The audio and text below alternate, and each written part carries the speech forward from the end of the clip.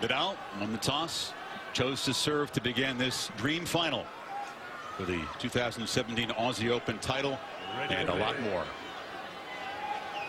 First set, Rafael Nadal to serve. Ready, play.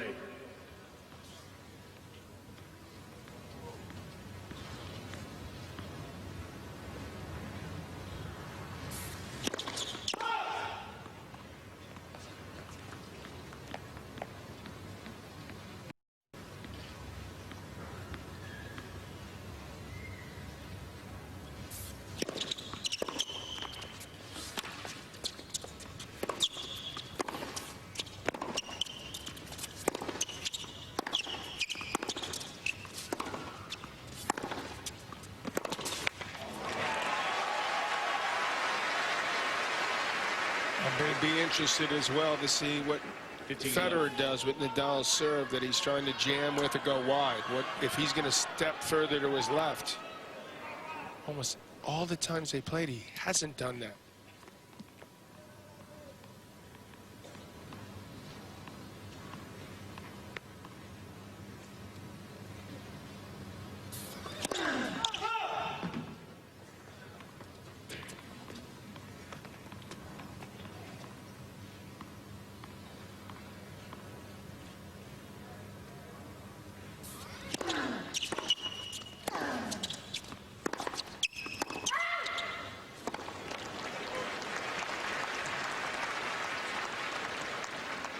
Gauthevang offering confirmation that it was long. But he should have challenged. The ball was on the baseline. I think he felt like it was in, but too early to challenge in his mind. There goes the match.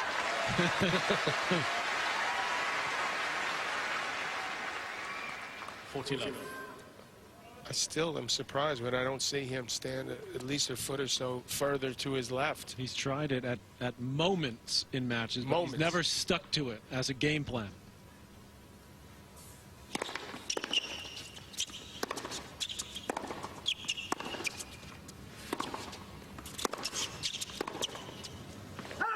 Rafa very sharp in the opening game. Federer less so.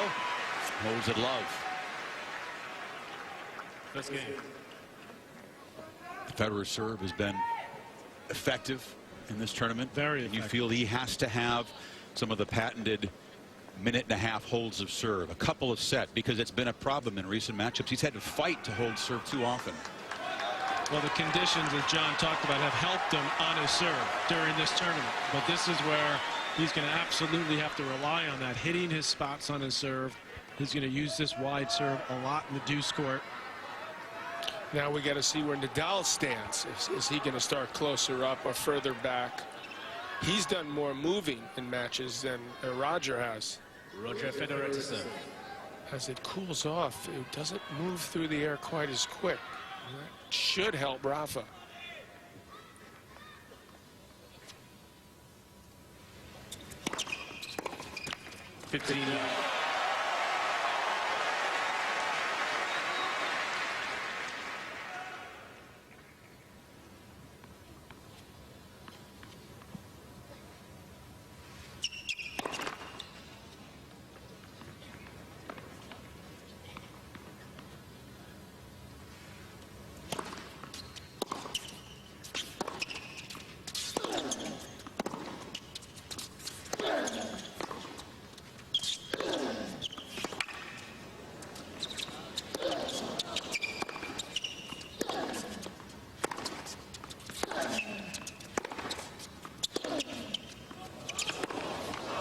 It's fun to see these points that we've seen played hundreds, if not thousands of times. That's been a winning play for Nadal. Not fun for Federer to play that kind of point, especially this early. He's got to find a way to avoid that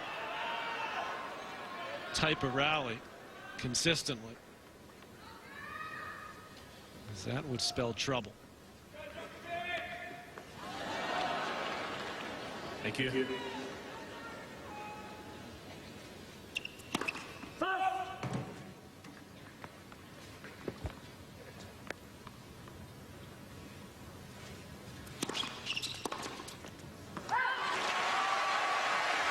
But the practice Darren mentioned, Nadal worked a lot on returns in the ad court. He typically does. That's the court where Federer's been able to create lots of problems for him. Well, he's going to cause problems for him with that serve. That is an awesome serve, and that's where he has a decided edge.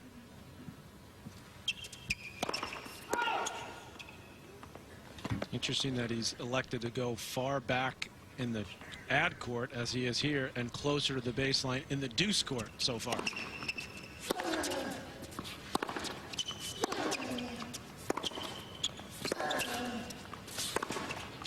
And the reason he's doing that is because he wants to prevent the wide serve to his backhand in the deuce court. The wide serve out in the ad court is not going to bother him as much because it's a kick and it's also into his forehand. The righties always whine that lefties have the edge with it on the ad court, which they do. But you know, get the one in the deuce court, so you're up. So you don't get down 30-40. So now he's much closer to the baseline to return this serve and this side.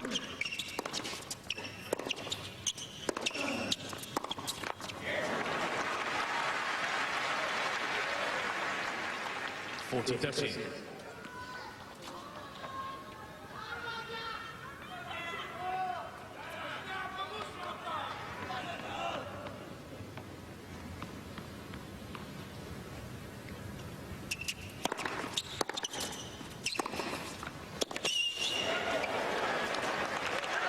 And Federer holds for 1-all.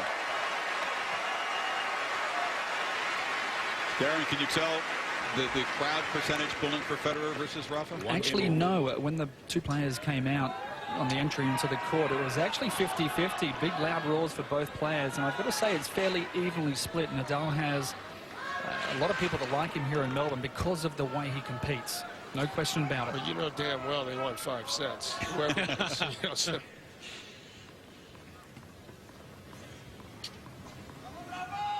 That is a given.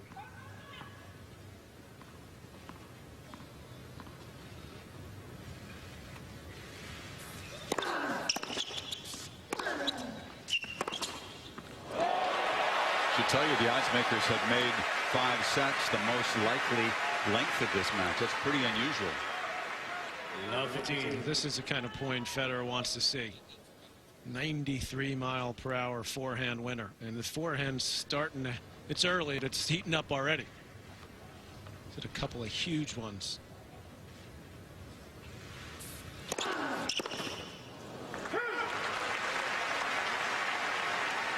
How much aggression can he take with that backhand? I think he can be aggressive. Hit over it? Well, I think he should hit over it. I think he should be a little safer early. You know, go more towards the middle, get his feel. He knows what's coming. If he hits a solid ball with some depth, he won't be able to hurt him too much, Nadal, I don't think.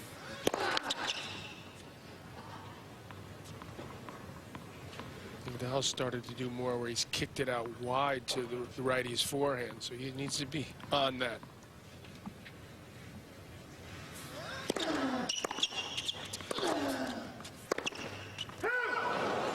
Yeah, I think that return's good enough. So, little deeper, but he had a good look at that ball. Second shot. And maybe with a little extra quickness off the feet, he might have been able to hit a forehand on that. I wonder how often he's going to look to do that, Federer. You know Nadal's going to do it at every opportunity he gets.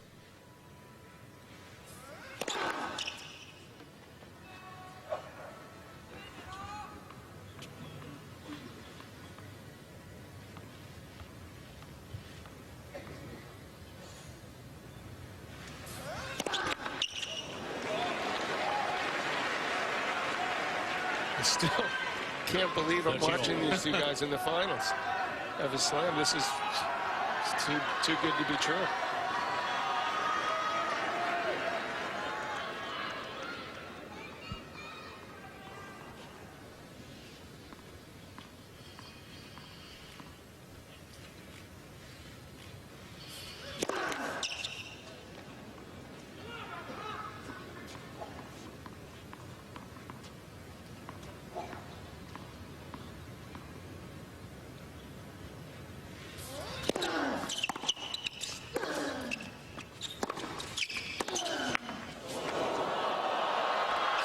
No, can't get there. Dead net court. 40-30. Unlucky, obviously, because this would have given him an early break point. This one here was thinking about coming back to Nadal's side, but I mentioned that little bit of breeze that's just floating here. I think just kicked it over to Federer's side.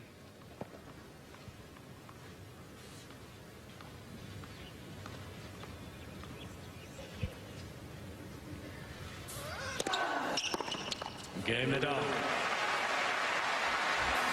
On serve. Early stages in Melbourne.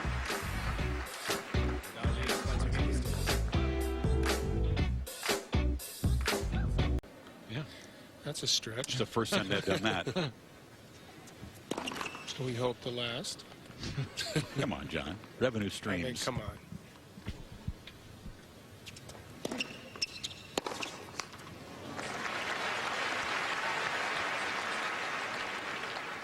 Love. That time Nadal moving way back to return the second serve. He's always tinkering.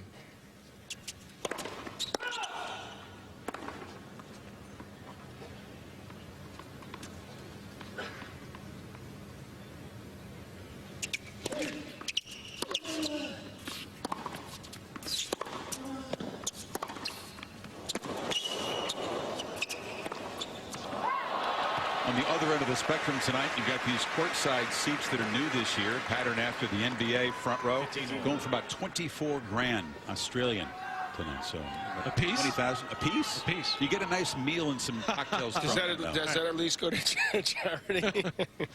It goes to their favorite charity. That's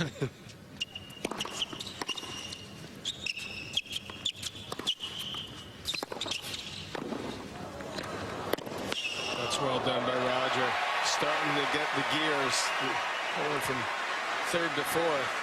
So he can't afford to hang back. I don't think. How much should the net game be a part of his tactics tonight? I think a net game is going to be the difference between winning and losing. He's got to have that spring enough to move forward and take it to Rafa. Of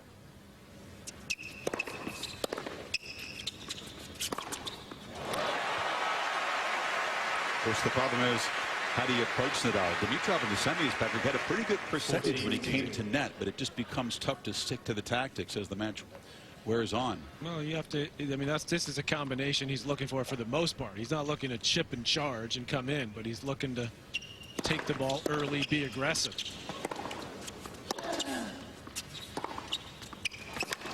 What tactic would that be, by the way? I mean, it sort of depends what shot you get, but it's not as if Nadal doesn't have a great backhand. Darren, let me ask you from courtside, do you see anything in Rafa's movement that would indicate that the five-setter the other day is an impact here? No, not for the starter. He looks very sharp, and he looked sharp in his warm-up today, and he looks to be very good. I don't think Roger's going at 100% just yet, so I still think he can get to another gear, but needs to serve well, and so far it's been working well. There's no other guys that 5 hours more time on court can mean nothing, and that's Nadal. Never won a final to be impacted by somebody's physical problem.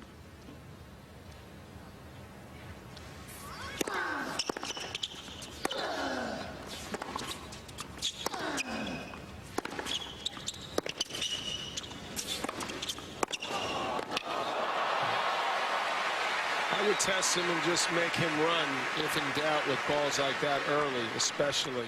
15-love. I saw some stat, you probably have it, Chris, but he's something like Rafa, that is, 8-0 after winning a five-setter in a major. I mean, some incredible He's got a record. winning streak, Vic, yeah. That's pretty, That's good recovery powers. pretty commendable.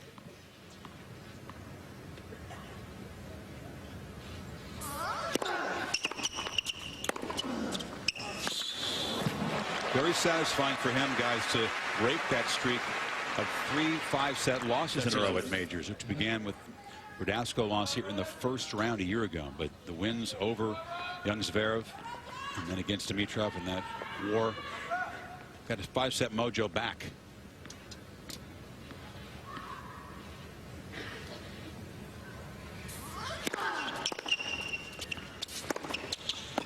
Maybe we can get Rafa and Patrick after determined to come back to New York with us and talk with Mello. You know, Carmelo, for the the Knicks, Knicks, yeah. because I think this year they're 0-10 back-to-backs. About digging deep. Well, bouncing back Right. quickly.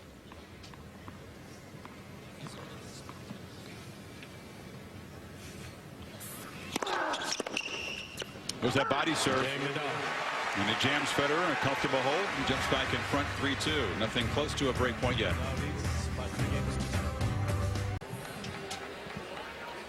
Darren talked about Rafa's movement. What do you guys see from Federer, who took that medical timeout before the 5th set against Wawrinka? Yeah, What he said was upper leg problem. I agree with Darren. I think he's not quite at top gear yet with his movement, not that explosive yet.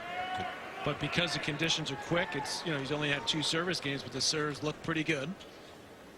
You don't know if that is the groin. You don't know if it's nerves. You don't know if it's a combo. You don't know if it's because he didn't go hard in the warm-up. Time is going to soon tell. But right now, to me, watching him, because I've watched every match he's played, he doesn't seem to be moving as well as he did in the other matches.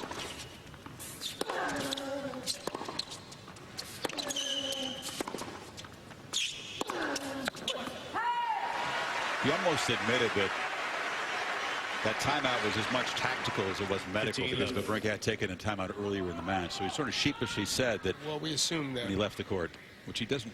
Although he has talked in the post-match interview on court about this being an issue of the groin a little bit since the 2nd or 3rd day of the tournament. Imagine how well he would have moved if his groin wasn't. They tell bothered. that to Thomas Burdick. See, that shot right there is, I think, the key to tonight's match, because it's allowing Federer to win some quick points because he can flatten this ball out, and the conditions here with the surface and the balls have helped him be able to do that easily. 40 love. Conditions that they changed, at least in terms of the court. Last year, they say no change in speed. This year, the ball's slightly different. The amount of air inside the ball, the felt is lighter. Balls aren't fluffing up as Right. much. They're getting more like BBs, smaller, if anything, and that's going to help Roger. There it is again. That's the kind of service game that not only is great for him because it saves his energy, but it can put pressure on Nadal, whose serve, as John said, is more susceptible, and especially the second serve. Fresh frame for Roger, the game before the ball change. The players have enjoyed the fact that, John, as you said, they're not fluffing up these tennis balls, and so the difference between the end of the cycle and the fresh balls isn't nearly as dramatic. They can be more consistent with it. Well, most of the players have enjoyed it. There's Especially these two. These two. He does that when he's the game before, when he doesn't want to serve with the new racket. So if it times out that he's returning, he won't do this.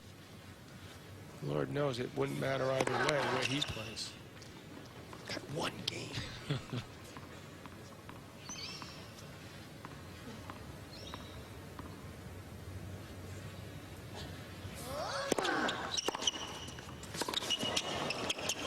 Yeah, that is to me a very safe return.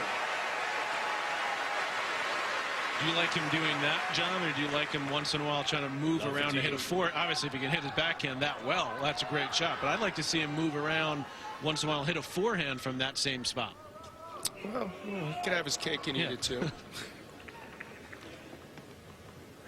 This is the key one for him. He's got to be able to hit the backhand on this side in particular. I think now he seems to be standing a little farther out, which I think is good for him. Even if it's 6 inches to a foot.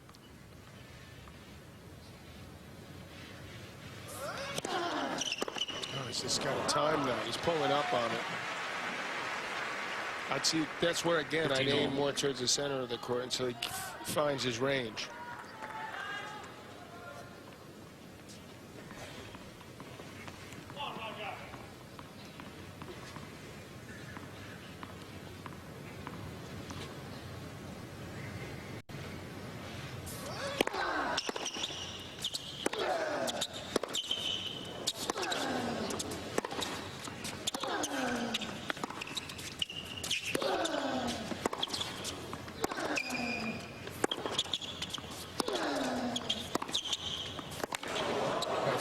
nicely done, stepping into that.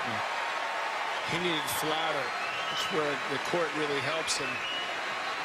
Moves through, skids a little bit on Nadal. 15-13. You noticed the other day that Dimitrov was having a lot of success with that one-hander up the line.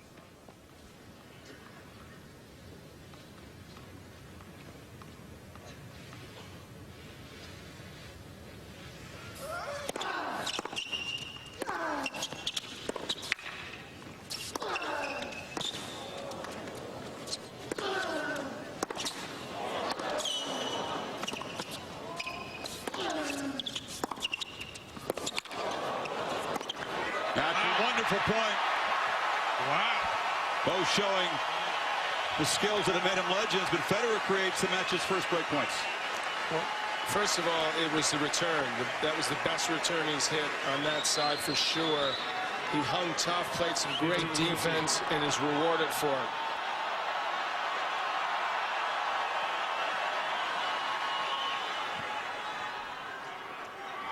Thank you.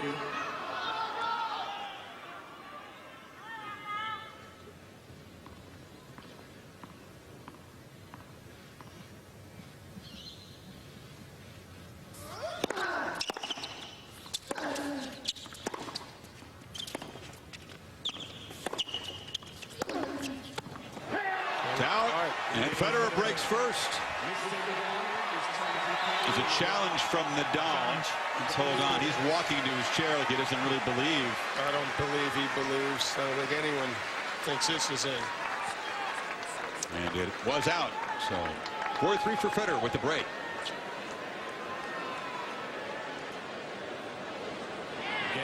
And for Roger, in these head-to-heads, oftentimes it's been a nightmare converting break points. There was a French Open match, John, 1 for 17. Remember that? It was 1 for 13. Break point conversion against Nadal. It was here in Australia. He grabs the first one that he sees. Well, he picked it up. First of all, his movement was better. He hit his backhand better on that ad court. So a lot of good signs for Roger. Now he gets to serve with new balls after routine last service game. In fact, the last two, he's won 7 consecutive points, serving so far at 63%. And he's winning those kinds of points, which is what he needs. 15-11. Meanwhile, Nadal sort of searching for his return position. He's not quite sure where he wants to be. I know he worked hard and he had a tough practice, but I think there's a little signs, you know, especially when he's trying to go back behind and deal with those shots that Roger's throwing at him, that he doesn't quite have it all back yet to me. Physically, you mean, the spring? Physically, the spring, I don't see that. Talked about the need for quick, efficient Federer-like holds, which he can do in a minute and a half, 2 minutes or faster. And we've seen him so often stretch the lead just like this. This is service game number 2,147 that he's won in 1 less than a minute, 10 seconds or less. 5-3. Federer leads by 5 games to 3.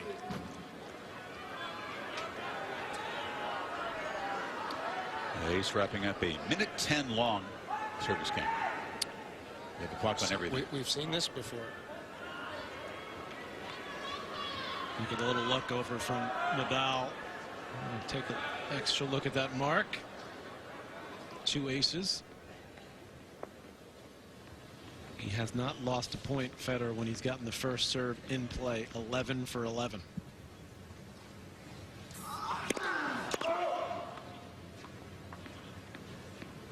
It won't be long in my mind before Nadal starts standing in closer on the return.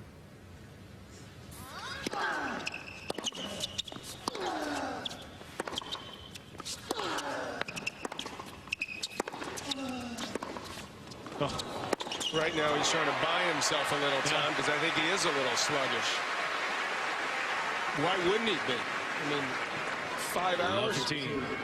That was one of the most physical matches I've seen ever. I reminded him that he'd done the same thing in 2009, and he said, yeah, but that was 7-8 years ago. Exactly. Even him may be a little bit human.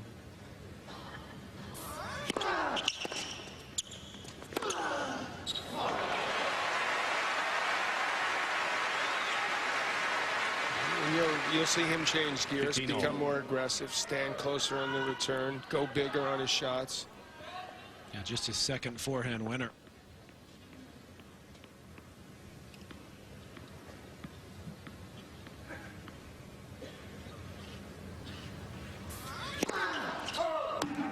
He's not going to win as many free points on his serve. Federer stepped around on the first point of this game to take a forehand. Let's see if he does it again. Nope. 13-15. Nadal got him. That's a serve Nadal's been working on clearly to try to get guys like Roger to think twice about running around and hitting forehands. That's just too good.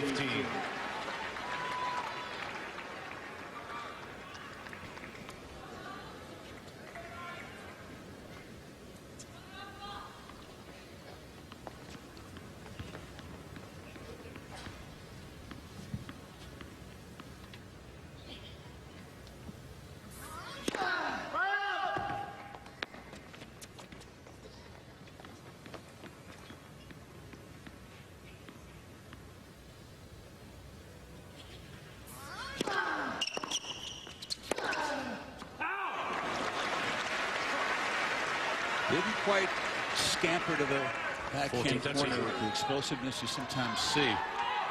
Well hit return.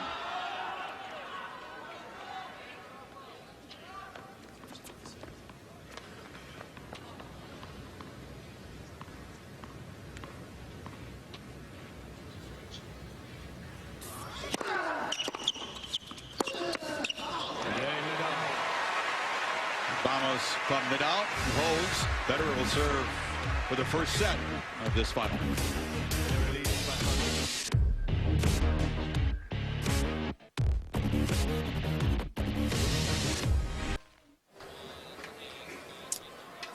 They call it Fed Square for Federation, not Federer. Short walk from the courts downtown Melbourne. They A lot may of Fed change it fans after there tonight if this keeps. How much does it cost there?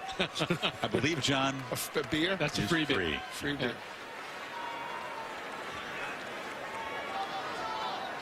Big crowd there. Thank you.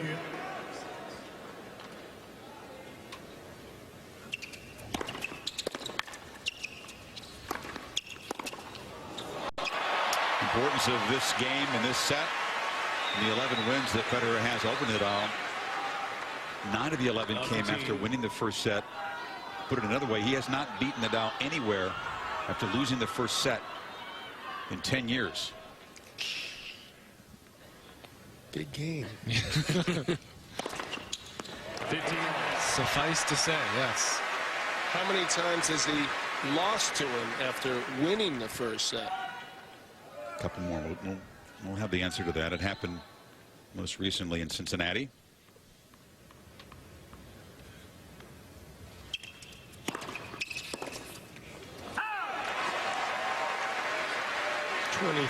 and 11 is their career head-to-head for Rafa Nadal.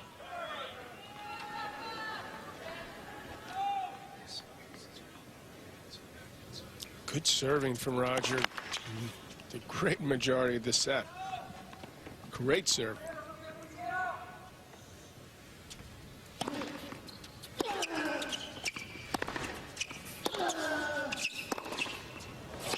Oh yeah. Wow.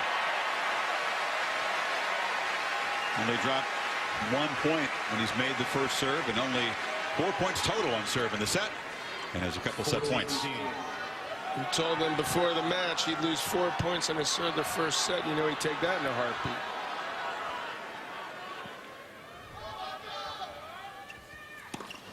Game.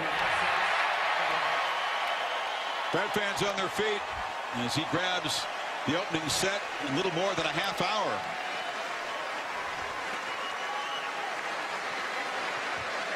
Last 6 games.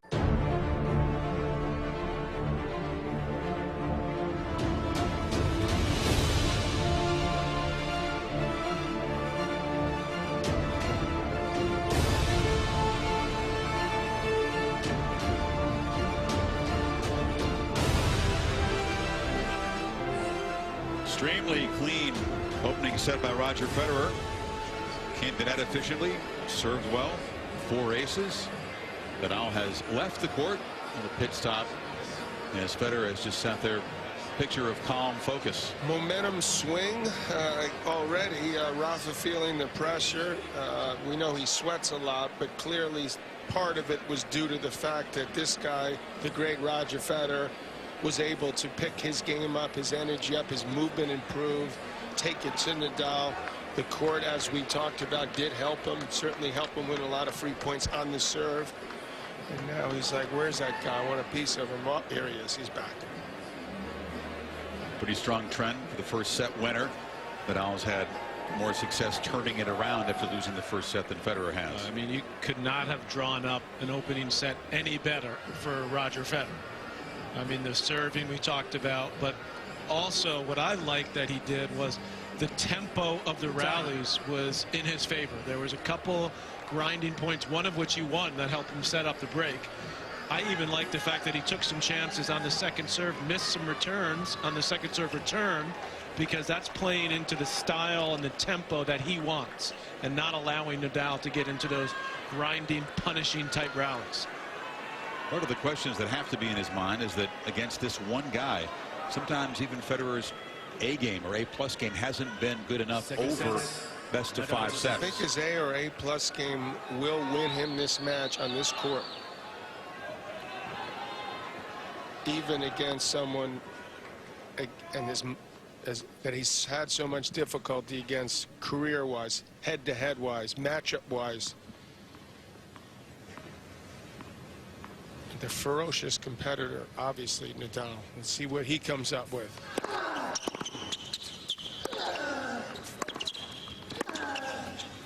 He is hitting that backhand so flat at the moment. I can actually see the Wilson sign as it's flying by me, and he's hitting it much flatter than what he normally does. And that's why sometimes it's cutting down the reaction time for Nadal. It's making him look a little bit slow, but he's playing risky off the backhand, and he's timing it as well as I've ever seen. I think he noticed in the semis what Dimitrov was doing to him with that backhand, that flatter one up the line, and he's hurting Nadal.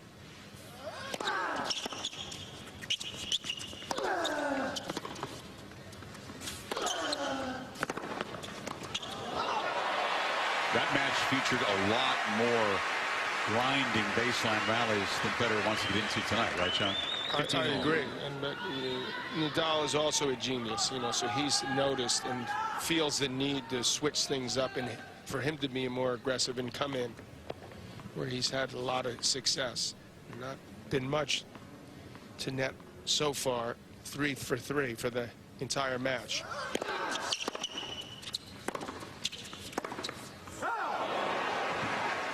I expect that will change. Starts to move in more.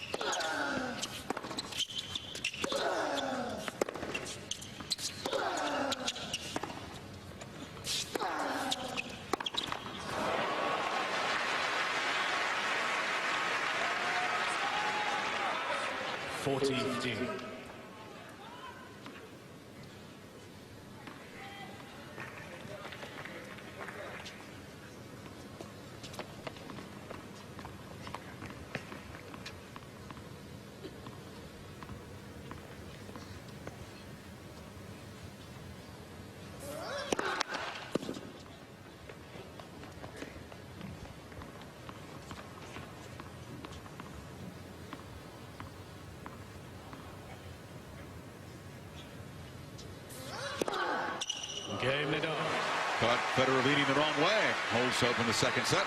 Let's go inside the point, guys.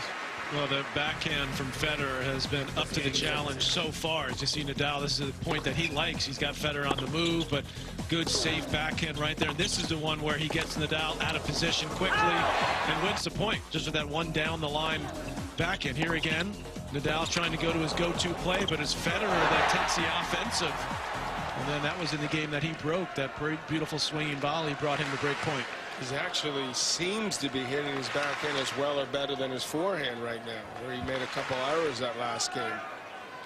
Certainly doesn't want the forehand to let him down ultimately.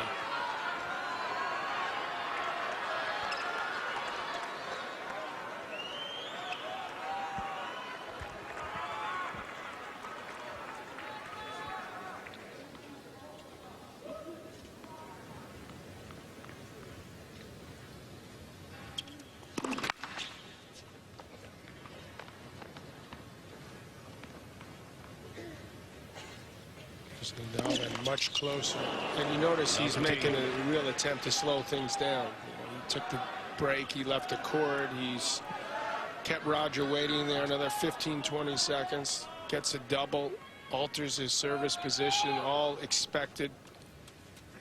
How will Roger deal with it? Mr. Laver in the front row, watching his favorite player right near him.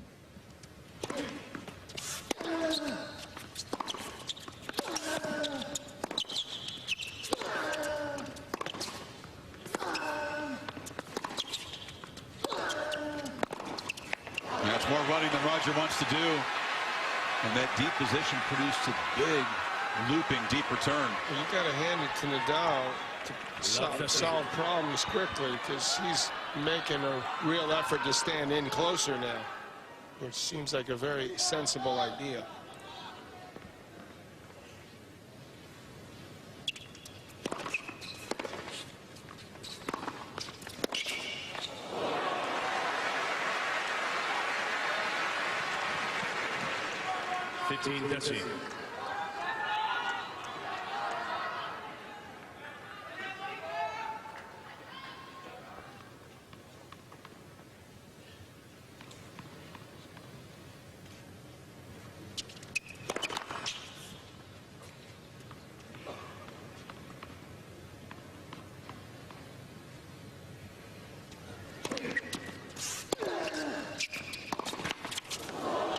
That one goes Federer's way. Yeah, it's his turn. One down. Yeah. All in leg courts. Yeah. That's you all.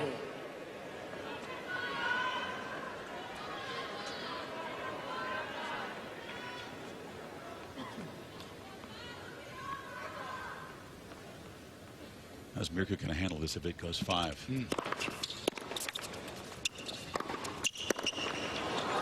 Again, Nadal, second time in this game, went right to that side and was waiting for a forehand. Well, the problem with hitting that inside-out forehand is that you can't get back to cover the line if a guy guesses right.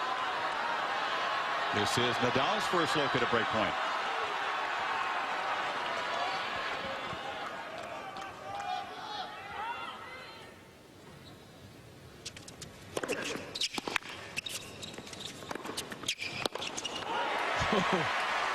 Went back to the forehand again.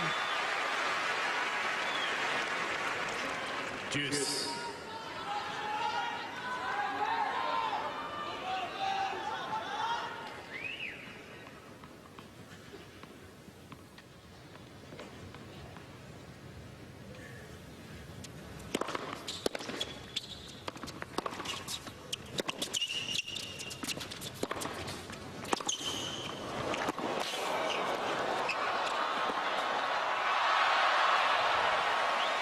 That court stays on Federer's side.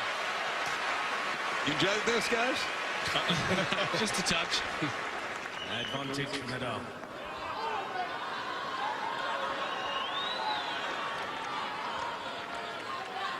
Second break point.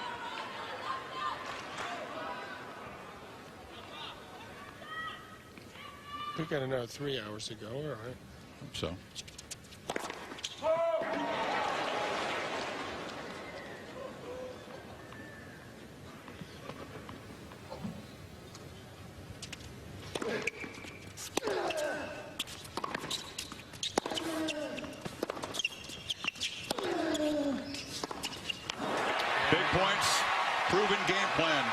hammer away at the Federer backhand corner, and Nadal breaks for the first time. Yeah, he put a little extra air under those forehands as well to get him up higher. As you said, Chris, this is in his go-to play over the years against Federer, and it pays off there. They say that he's got the most spin of any player on that forehand side. Jack Sock, they say, gives him a go. The American. Sock right there with him. Yep. Well, you can see how difficult it is to deal with when it starts jumping up like that. Especially for a one-hander. Rafa has reset at the start of the second set and come out strong.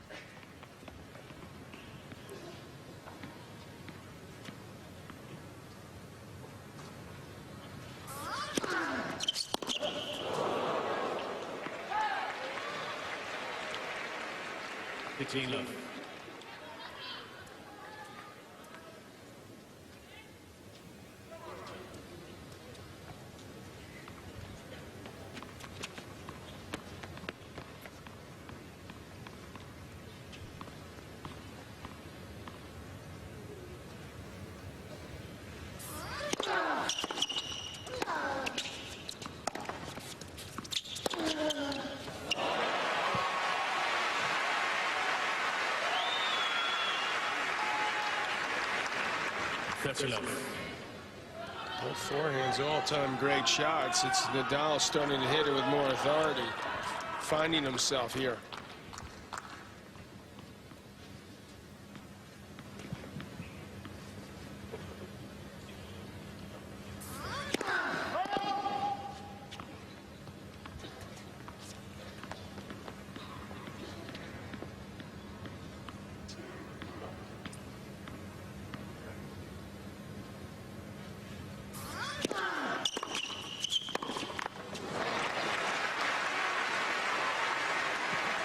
Been effective for Federer, that quick return at the feet of Nadal. Take time away.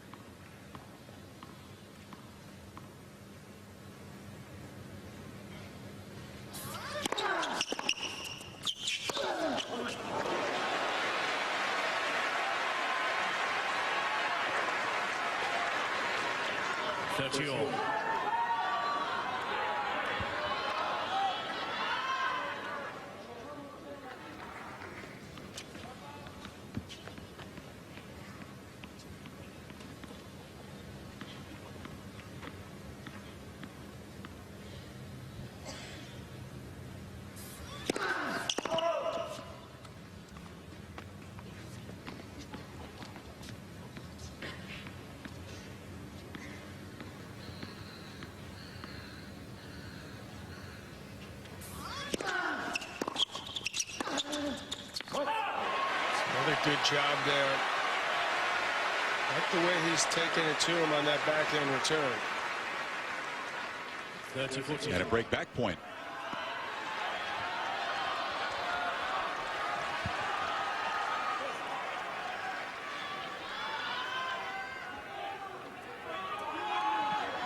Be ready to hit the same shot again.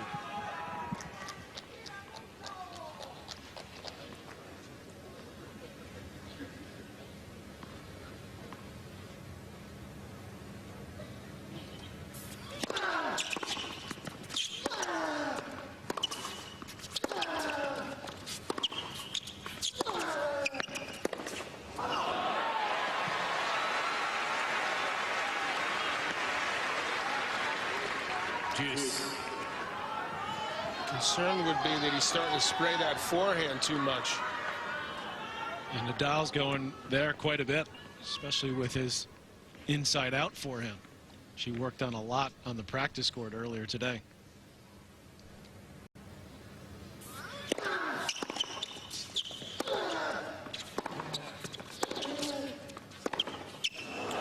Nadal told me at the beginning of the tournament that the forehand was the off-season concern. I asked him what one shot do you want to get better This year he says, get back to the forehand, make my opponent feel pain every time I hit it, as he has over the years.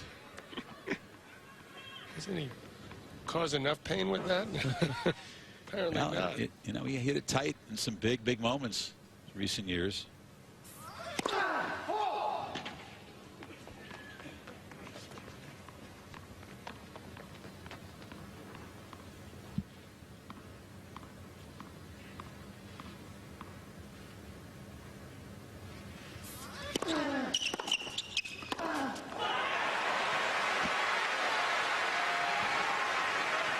That's the backhand that he was hitting in the first set. It's a risky play and there's no spin on it whatsoever, but it's just not giving Rafa the time to react, and it's skipping through the surface. That's nearly underspin that he's playing that backhand with. Is that really going across the net so you can read the logo? It's that flat? I can see the black logo clearly as it goes past. There is no spin on that ball whatsoever.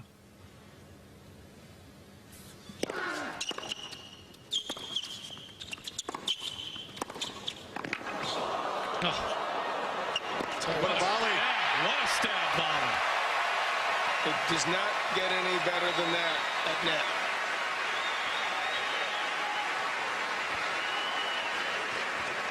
This guy's 35, John?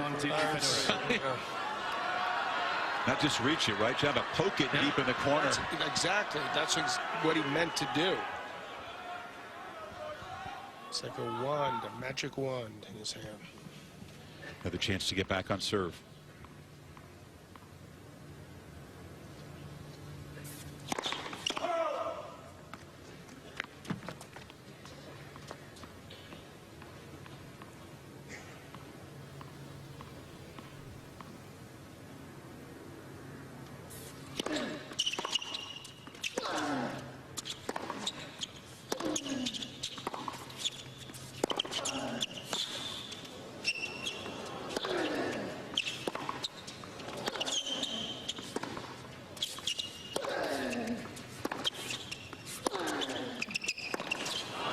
That's a nicely saved break point by Nadal.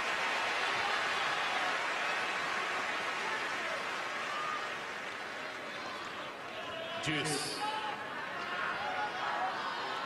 First extended game of this final.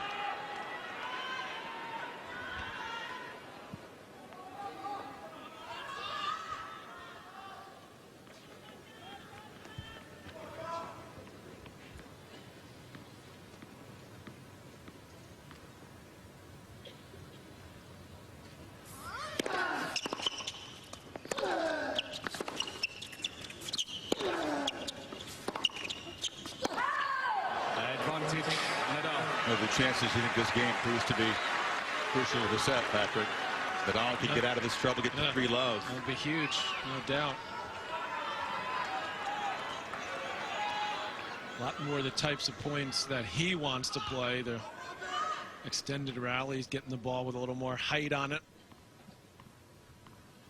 Pushing Federer out into his forehand corner as well. And Nadal, not many big first serves in that game, but manages to stretch the lead to 3 love, fights up a couple break points. You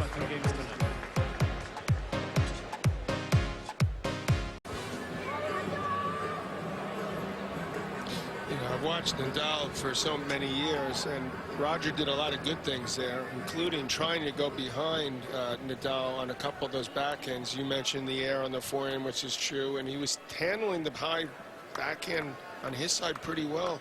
Have you ever seen a guy able to sort of seemingly be maybe caught or off balance, or possibly the ball a little behind him, and then able to rifle the backhand and just put you on major defense better than Nadal?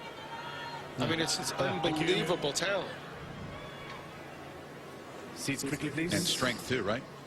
Core strength to torque that shot, moving away from the court. It's just, That one right there. Yeah. I didn't think it was possible when I first started watching him when he played the French at like 15, 16. I'm like, nah, you can't do that consistently. He wasn't quite that young. He was 18 when he first showed up. Was he? I thought he was Monte Carlo, he played 12. at 16. He was amazing, but not that amazing. Remember, he won it the first time. That's pretty amazing. Well, as you said, John, the forehand's really spraying now from Federer. He's missed a ton in this set. It's got 8 unforced and only 2 winners. Now it's 9 total forehand errors. That is really letting him down in this set. Oh, that drops in. And Rafa is rolling. 3 chances to go up double break. There were superb adjustments tactically Love 14. and intensity-wise. Again, why should we be surprised? Thanks.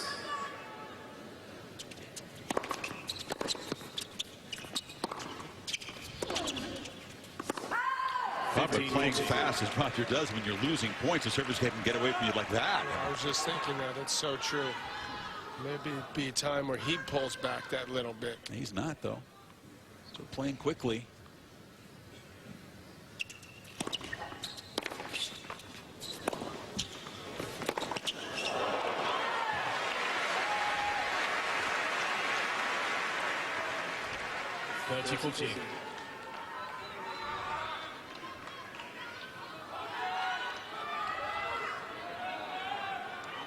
Certainly a must gain.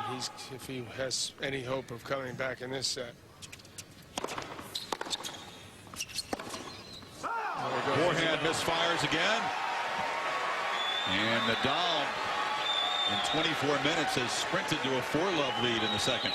Nadal leads by 4 games What do to you do when your bread and butter is toast? It's just gotten black. You know, you kept it in the toaster too long. Bread and butter with Vegemite on it, which is not a good taste. I like it down here. Hey, come on. Yeah, killer. It's a bit rough. I'm sure it's true. And then at work made us think about it with their song. You know, like, what is that?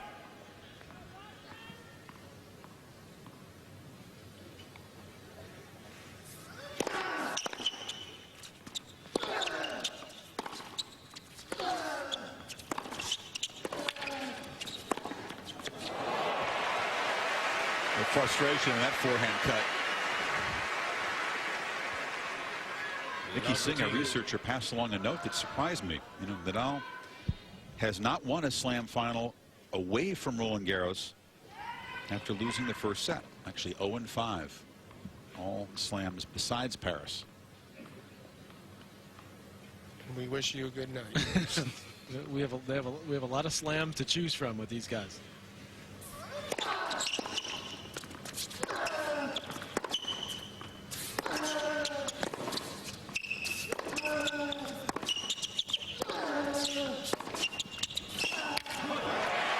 I doubt that would make Federer feel any better at the moment. That stat. Or the 2 forehands he hit because he's 2 breaks down. Go slightly better.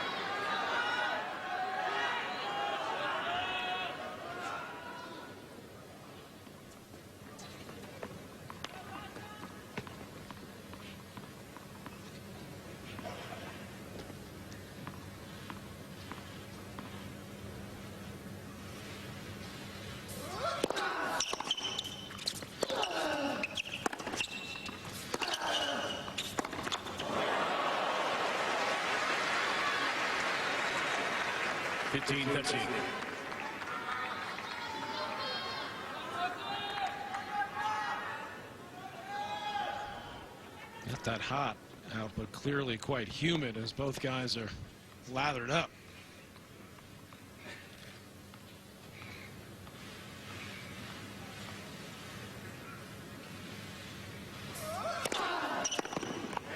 It's about 75 degrees, Patrick, but not really expected to drop too low tonight because they're expecting 100 degrees in Melbourne tomorrow. Good time to leave town.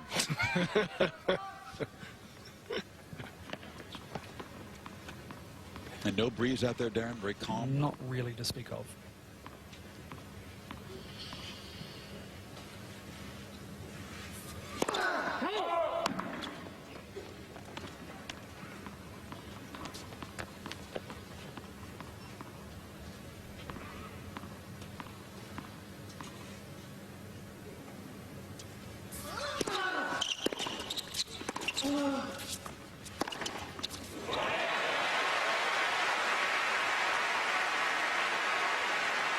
Well, behind 4-love, Federer 30, playing with 40. some freedom in this game. Creates a breakback point.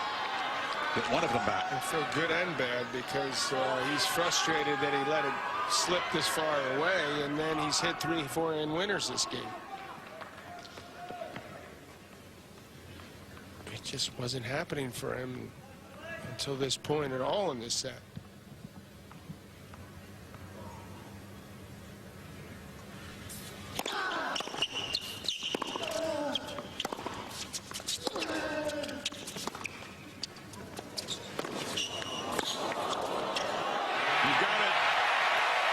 Federer on the board of the second gets one of the breaks back for 1. Weather here. Excellent conditions for this dream final. So far, both players look to be in good physical form. Nothing carrying over from the 5-set semifinals that we can see. Certainly good news. Federer asked the umpire to get one of the ball kids out to, I think, wipe up the perspiration that's right around the baseline where he's about to serve. Nadal doing a lot of sweating. You see it dripping off his forehead when he serves. Doesn't want anything to happen to that knee again. There's Exhibit A right there. Thank you, Bobby Feller. Good timing.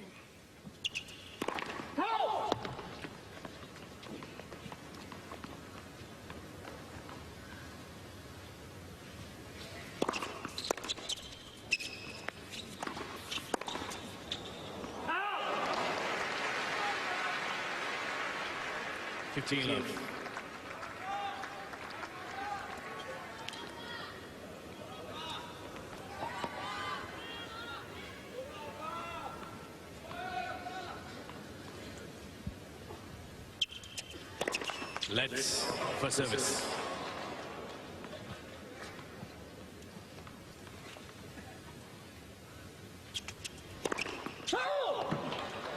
Mr. Federer is challenging a call on the right center. It's a predicament. You think bad for Federer, or how much energy do you have to put forth to even possibly win this set? Yeah. I mean, he's gotten 1 break back, so now he's going to clearly make more of an effort. Had Nadal held, he could have perhaps won the set quickly. But now he's got now you'd have Roger dig in, you'd think. Yeah, of course. Doesn't pay off.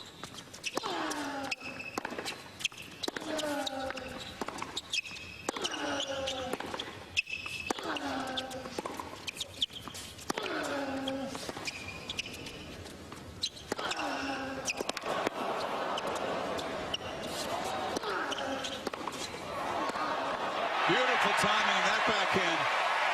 Read the cross square beautifully.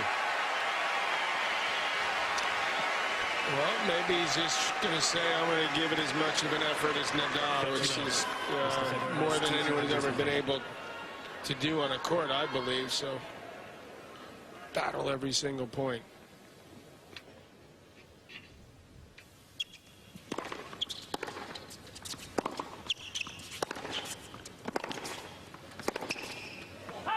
Showing off some pretty darn good movement his last couple of points. 40 love.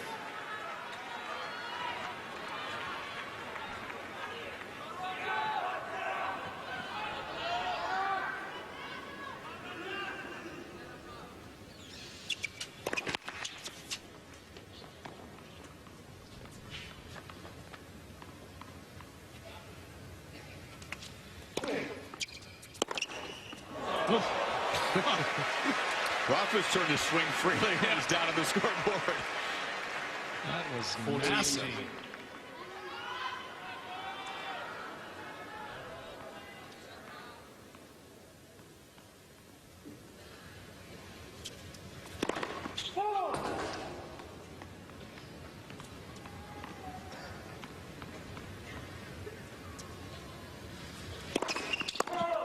40-30.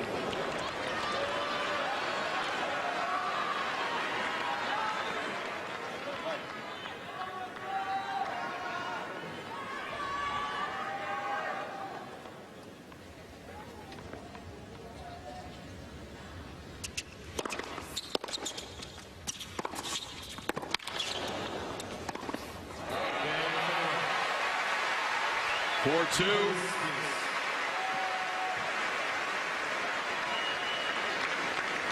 This would be one of the few cases, perhaps, where Nadal would be happy to get some new balls. So he gets a little more pop on his own serve to try to level this at a set all. How well hit was that backhand? Just on the He's- baseline. I mean, he's been timing it beautifully. And now the forehand the last couple of games has come back alive.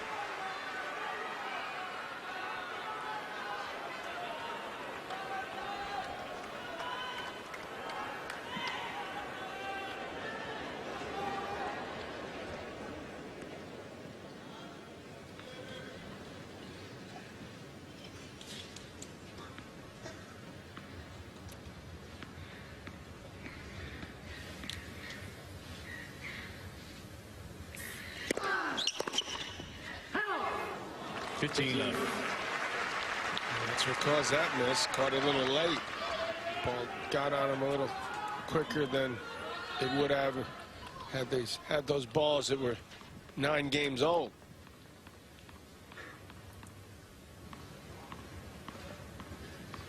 Smart serve.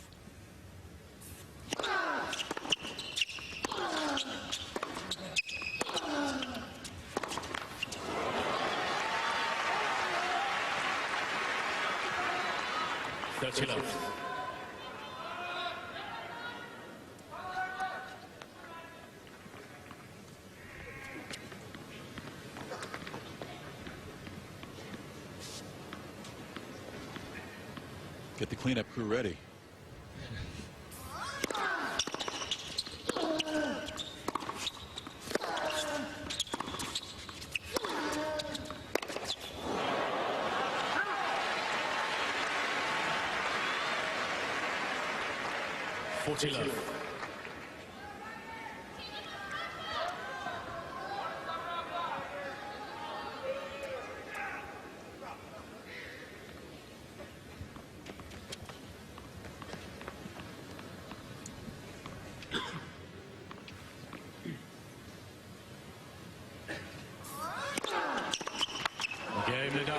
Nadal holds the love. Important game to push back against Federer.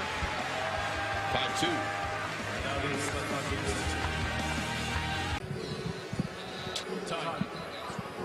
Nadal regrouping well after losing the first set. 6-4. Came out with intent. Got the break right away. Went up double break. And now Federer will serve at 2-5.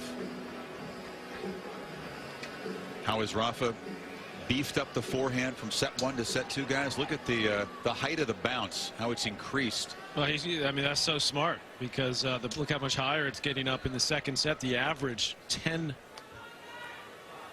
inches higher, and that's it's like shoulder height. That's amazing. Backhand. I mean, it also feels like, guys, he's made every return both off the first and second serve in this set. What are the stats showing?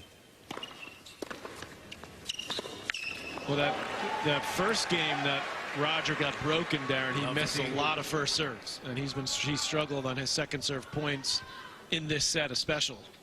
He's won just 3 of 8. Yeah, no free points in this set. He had very few unreturned. Well, he made that adjustment where he started to move closer. Some of that trajectory, you know, I know these balls stay fairly small, but they get somewhat beat up, so it's a little bit easier. You get a little more time to whack that forehand. It's not moving through the court maybe quite as quickly. I don't think any of us doubt it was a concerted effort, though, although it was, to me, Federer's forehand that broke down, that caused the biggest problem.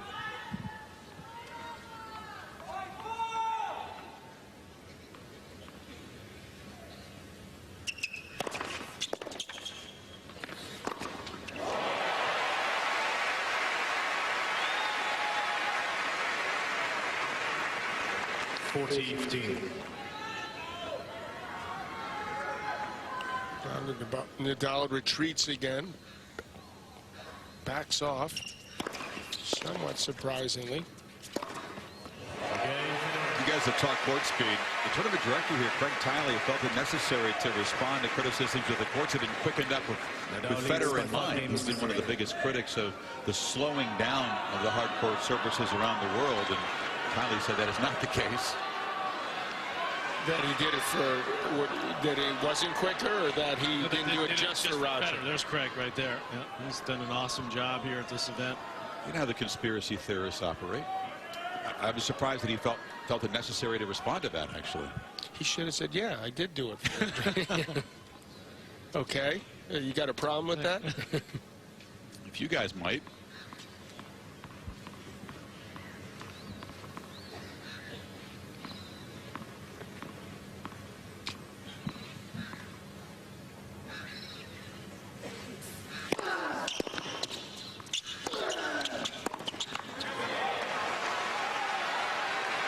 I'm not sure the players or the organizers. I don't have a 5-hour and 53-minute wars of attrition in the final. I think that's the the biggest reason. I think it was a great call. You've got Nadal in the final, and you've got Federer in the final. Two totally different styles of play.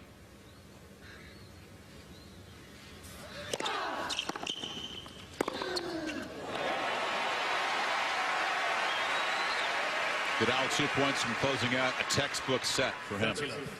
And going right to the well, these first 2 points, serve to the backhand. To me, Roger moves too much to the side on that return. He doesn't angle it and cut it off. We'll get a little weight forward.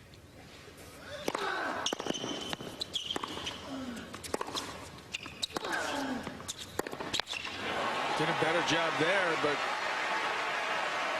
as expected, it's going to be a set all. Get down 4-love. I mean, that is just too tall an order to come back.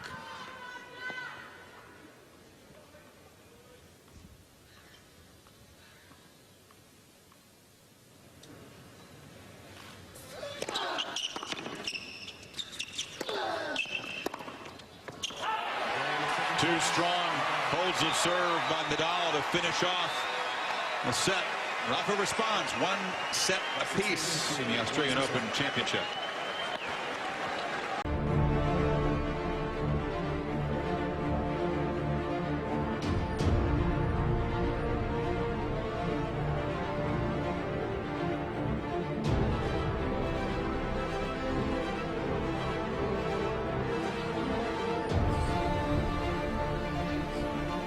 Each man able to impose his style in one of the 2 sets. Nadal leveling at a set apiece. What's different about this match, guys, is that both are coming off layoffs. We know that Federer, tumbling out of Wimbledon, took the entire second half of 2016 off to rest that knee. He worked with doctors, made that choice. Nadal shutting it down to heal up the wrist.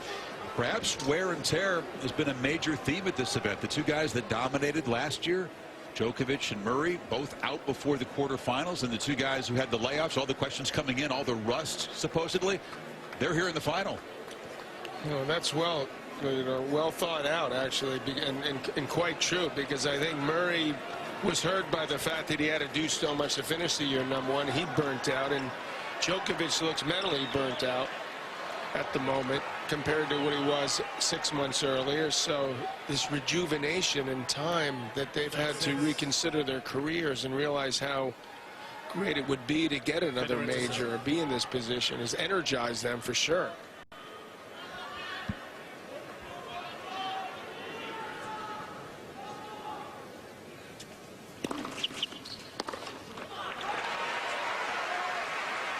Darren talked about Nadal's improved returning from the first to second set. That's a major improvement. 94% of first serves and 86% of second serves in play.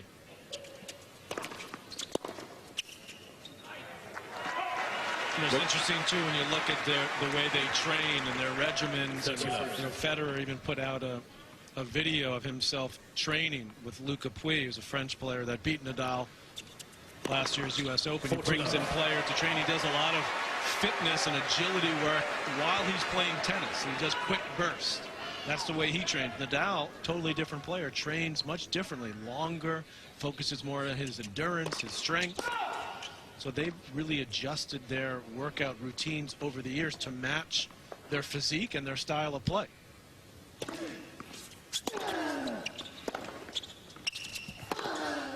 Well, one thing among the other things that we've already talked about with Carlos Moya is that they're trying to emphasize a little bit less time on court. Exactly. When they get to a tournament, exactly. That applies on off days and before a match. Rafa used to go to the gym and grind away for an hour or so before heading out to play. Moya has changed that a bit.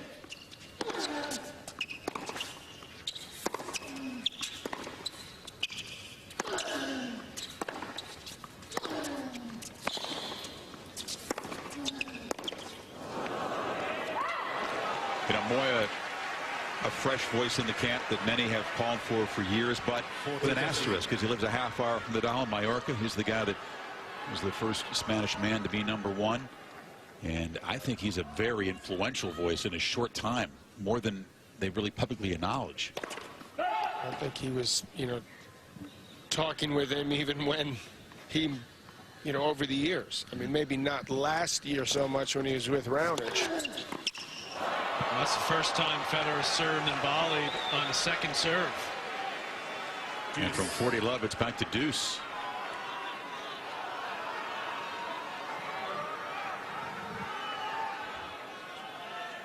He's missed 3 straight first serves since building that lead.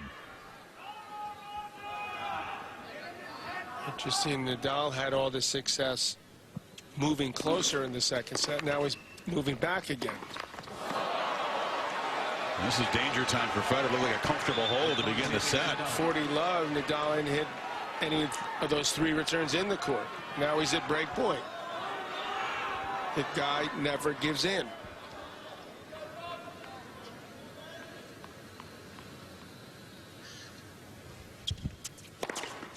Deuce.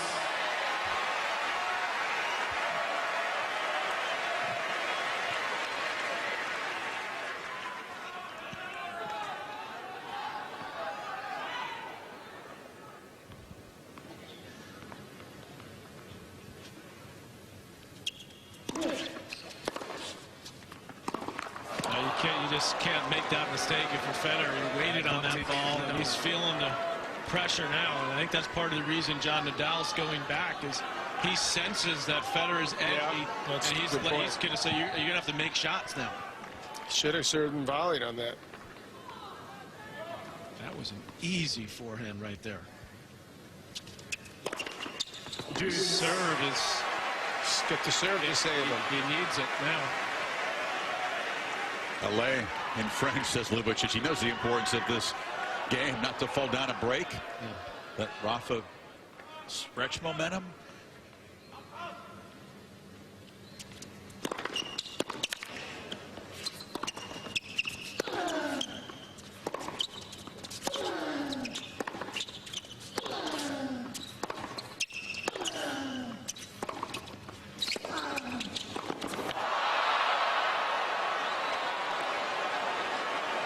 He's missed 3 or 4 very makeable shots in this game already.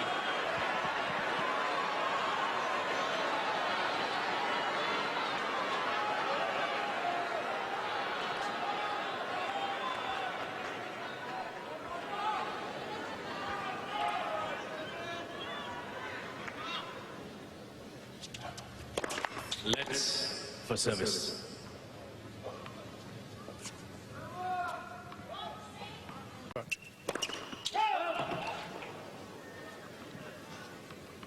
Now way back again. He wants to turn this into a low war.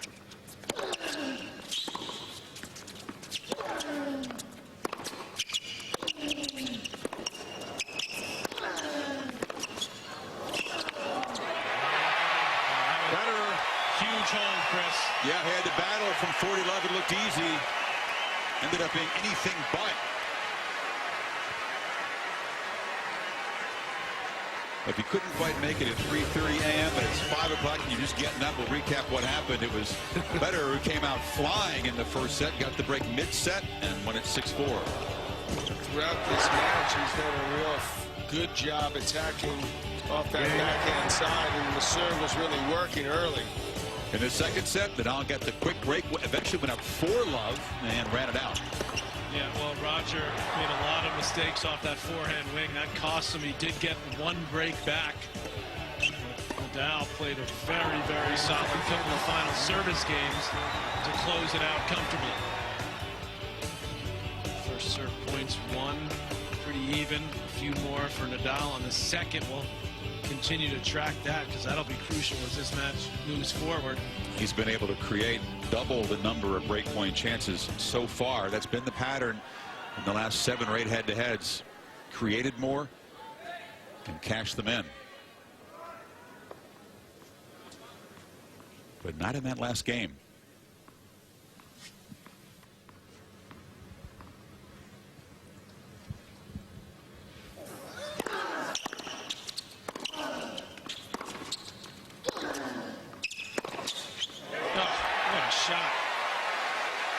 What were you saying, John, earlier about cutting the court off a little bit? Taking it earlier? Look what Federer does on this one. Yeah, I think that that is using the angles extremely well, and that is very important.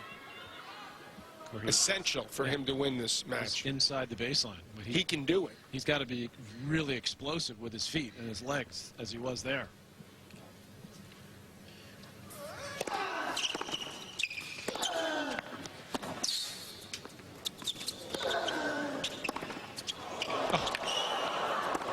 His backhand is really helping him out big time right now. What a boost he's gotten from digging out of trouble in the last service game. Again, taking time away as he took that ball right off the bounce. With the backhand set it up.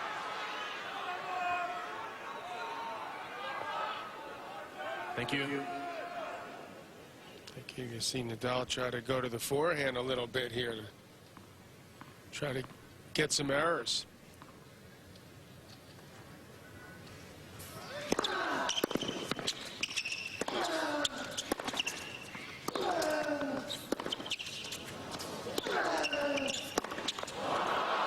Taste that. 15-30. Too much of an angle there. He attempted.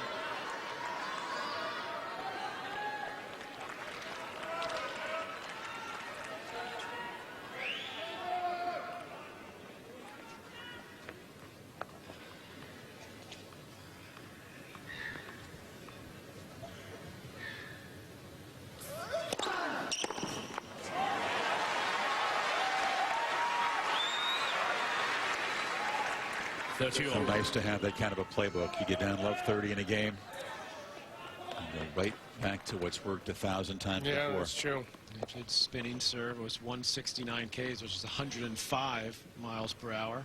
But a lot of work on it and placed perfectly.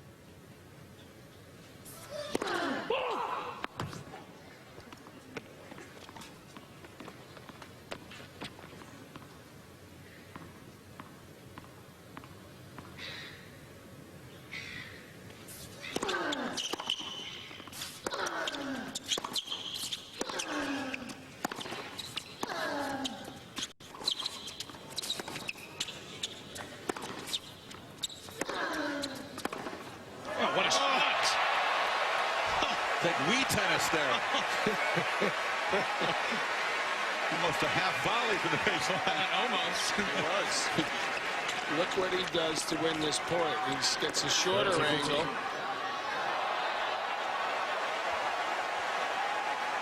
Don't try that at home if you wanted to go in the court. Maybe in Wii tennis you could try it. Yeah. Not out here. Break point. Where's he going with this serve? Back to the well.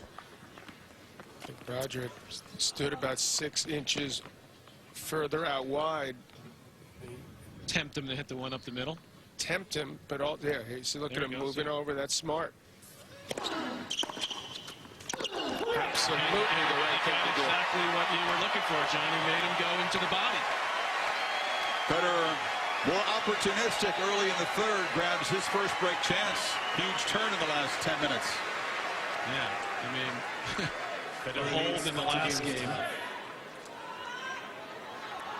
And now the quick break. And can he solidify?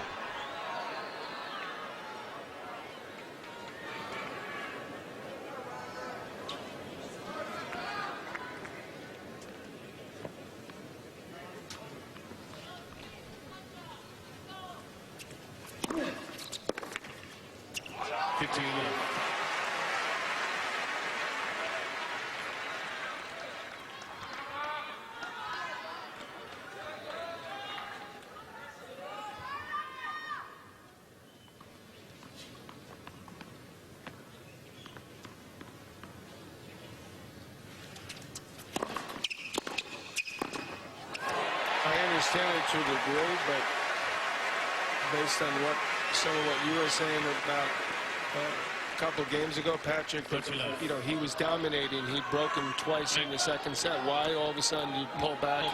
Yeah.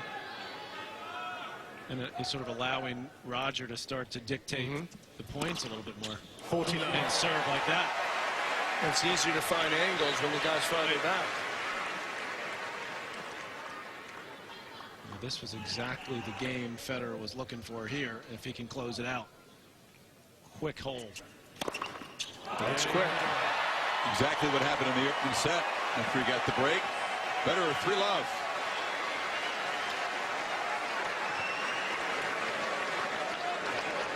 Federer leads by 3 games to none.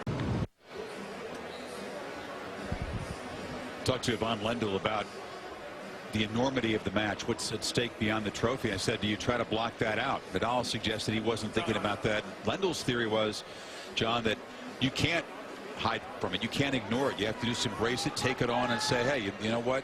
There is a lot at stake in this match. Whether it's the greatest of all time conversation, your legacy, how the head-to-head against your main rival is viewed. Why are you forcing me to agree with Yvonne Lendl? I don't know if you do. I do. I hear him. First time ever. There's a time for everything.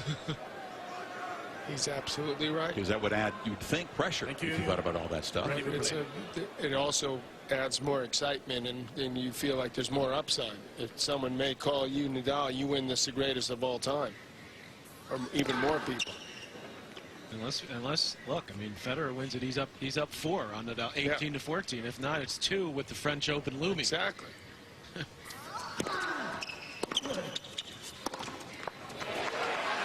Well, since Roger won his most recent major title at Wimbledon in 2012, he's been in 3 finals. Yeah, I'll tell you, there was a long look from Federer after that, which was maybe the worst miss of the match from Nadal in the bottom minute. He took a long look across the net at Rafa. You okay? Maybe you're getting a little tired. What do you think was in the look? Just wanted to assess? Just assess what's going on over there. Yeah.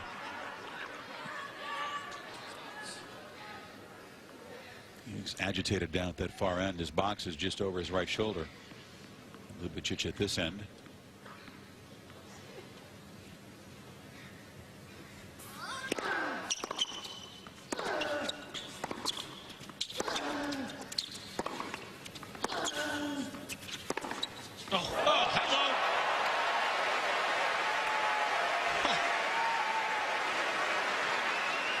You wouldn't have thought that ultimately, if he were to win this, it'd be his backhand do the trick.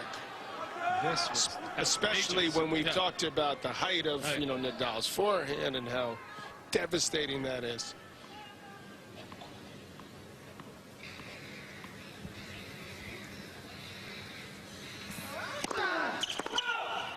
Just like Nadal in the second set, Federer has a chance to rip this third wide open.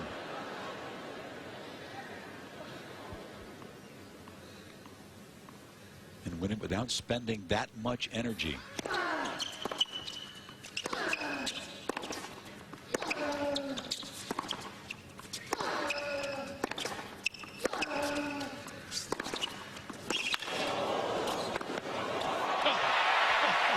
He spent plenty of that first game, but boy, oh boy, has it paid off. Mentally, and these guys are obviously deflated because this guy's come storming back. 14. This is just absolutely no hesitation from Federer. He took this ball about waist height. Seen even below that. Yeah. Nadal is on the ropes big time.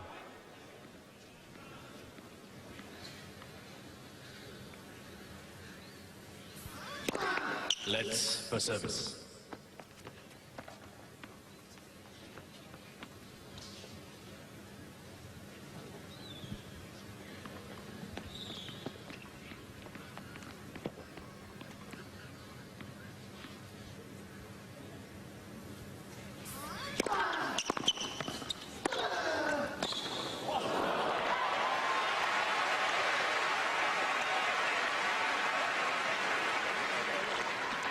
(30-14).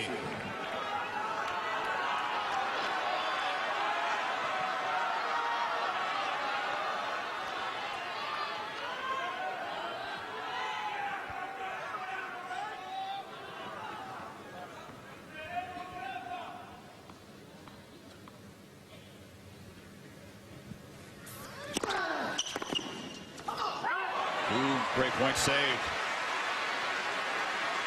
You think he's conceded the set?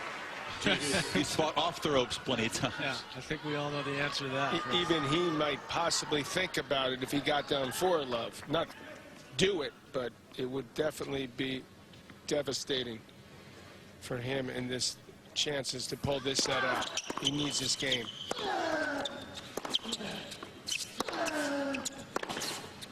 That's it. Good.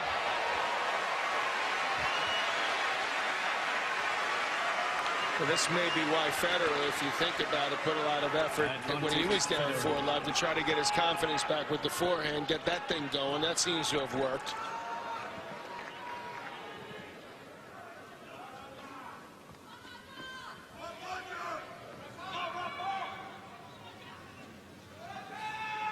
Thank you.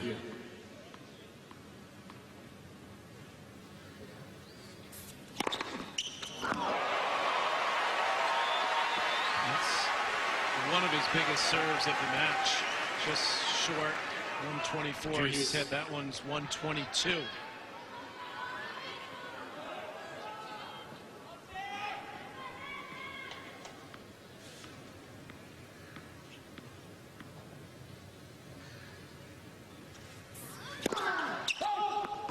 You wouldn't say that Nadal served poorly in this match, would you? No. Just been the quality of the returns. But Federer already to have 3 breaks of serve against Nadal, that's a big number in the recent head-to-heads.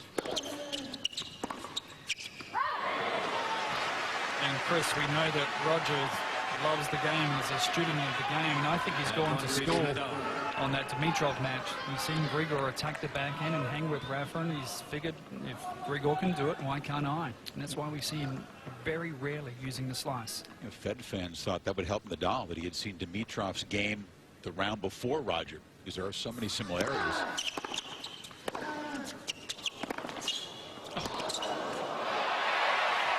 You're saying that may be working the other way. I think it's worked both ways, but it's worked more for Roger because he's the better version of Dimitrov. Absolutely made him relax that little bit. I can do the same thing even better. They are returns that Roger normally slices. He's attacking everything.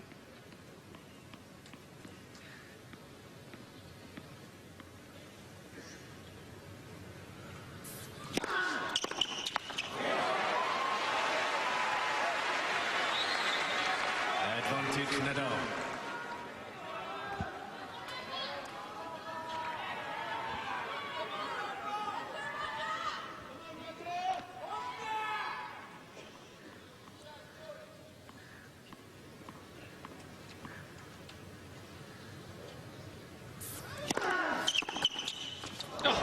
Another one.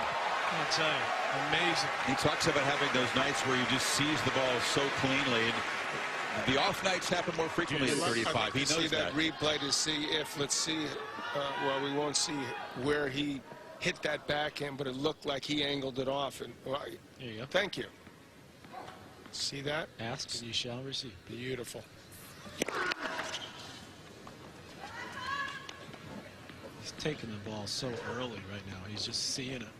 And his movement's phenomenal.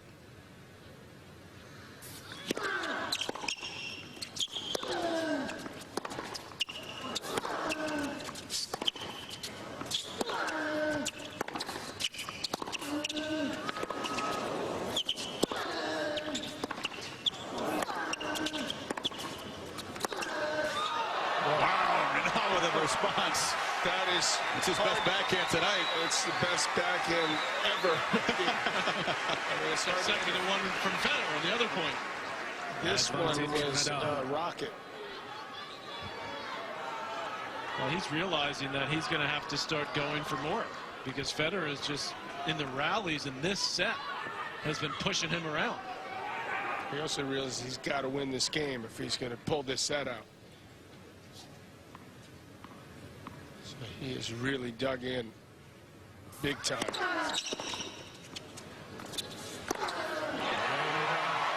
He does hold. Tries to get himself pumped up. Federer at 3-1.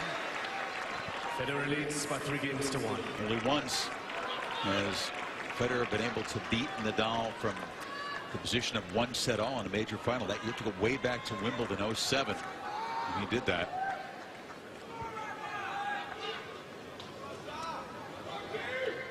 His last win over in any slam final. 15 love.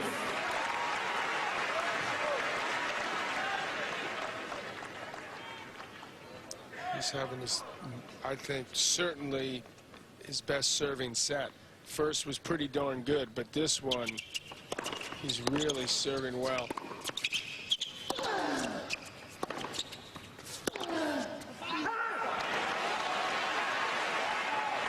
It's Nadal's biggest show of frustration tonight. Just they're growling at his team. And you also notice that there's a lot of little fist pumps from Federer, a lot of positive energy coming from him.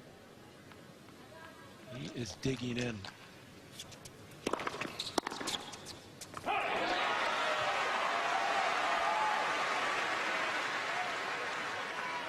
$40 love.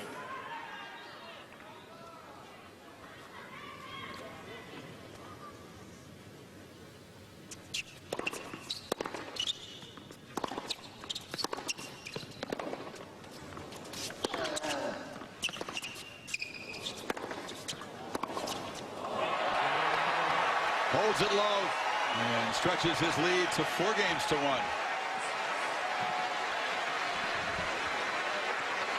Hunger, because this tournament's been marked by the fact the guys who've won the most seem to be the hungriest to add more. And Roger said, I think the guys who don't have it are hungry too, but he points to matches like Nadal Monfils, or when Federer was up there against Tsonga, guys who you should be hungriest to keep rolling, and they were worn down by these guys who show maybe more desire than ever. Well, you'd think that the guys that haven't won would show more effort. Yeah. But they don't.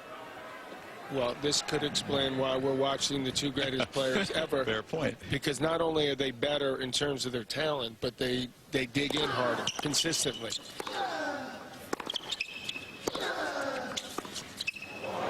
And we certainly know that Djokovic and Murray do that as well. Yeah. But in the matchups against the guys here who haven't yet tasted a slam victory, it's been the established champions who've won out. Time and time again.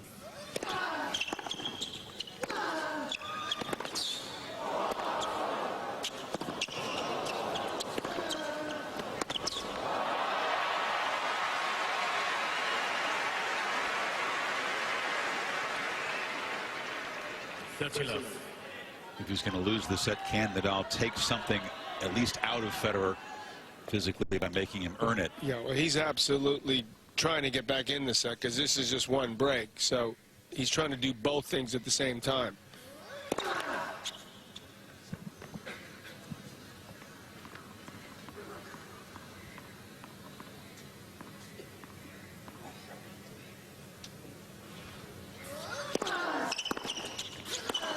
Roger again just stepping in, attacking that serve. He'll get some new balls next game. Rafa's right in front of us, almost has a look in his face like, I cannot believe he continues to time up those returns like that. Better than any matchup head-to-head ever. Certainly off the backhand side, no doubt. Let's for service. Should we I'm amazed it took till he was 35 to do it. Should we give Ljubicic a little credit? I mean, because we talked about Moya, Yeah, he's brought to the table. Ivan some We haven't credit. talked much about Ivan Lubicic, who started with Federer just over a year ago. Of course, was out with him the last 6 months.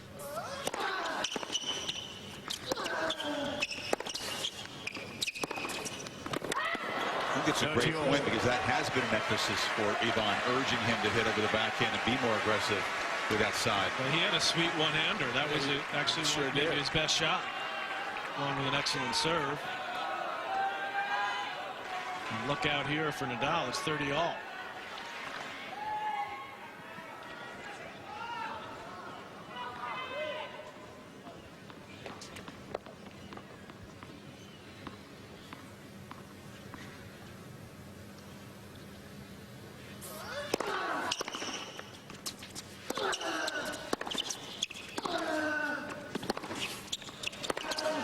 Backhand does it again.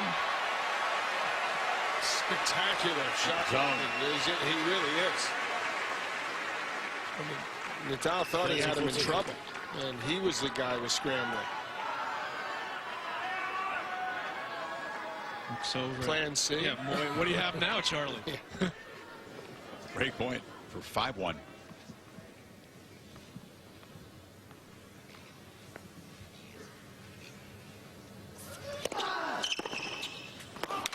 Kidding me. That is amazing.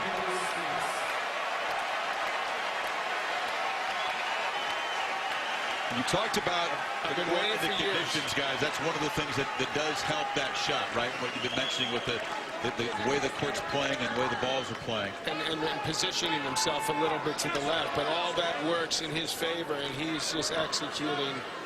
He's getting the A+ on the backhand, that's for sure. Yeah, for the moment, he's been going to the well there. The well's run dry now.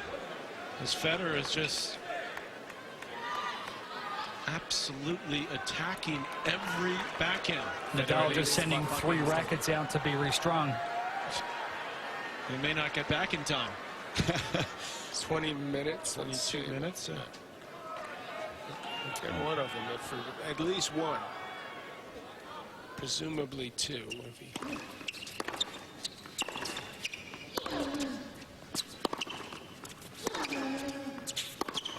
Actually, he did the very same thing in the match against Dimitrov, and they actually string all 3 rackets at the same time on different machines, which is kind of rare, actually.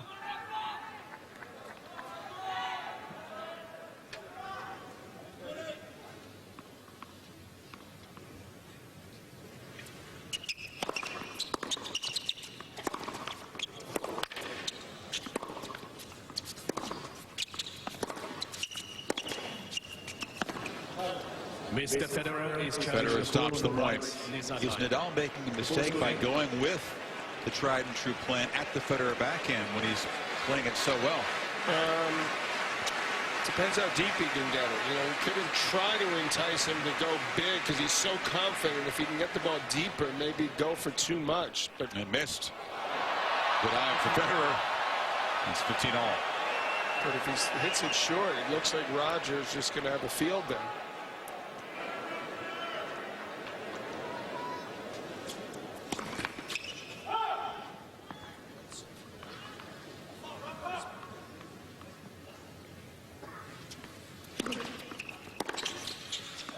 You talked about, John, the serving for Federer in this third set has been phenomenal. Look at the first serve placement in this set. Remember, a bunch of those aces were break point down on the ad 2 or court. 3 of them. Saved them. Yeah. First game. He's got 10 aces overall, 6 in this set. It has been more than 6 years since Federer has taken a 6-1 set off of Rafa.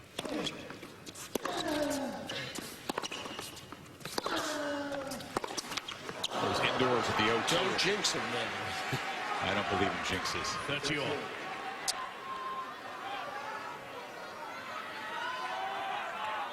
Point is, this is the kind of fairly quick, dominant set that Roger's not been able to enjoy against Rafa very often.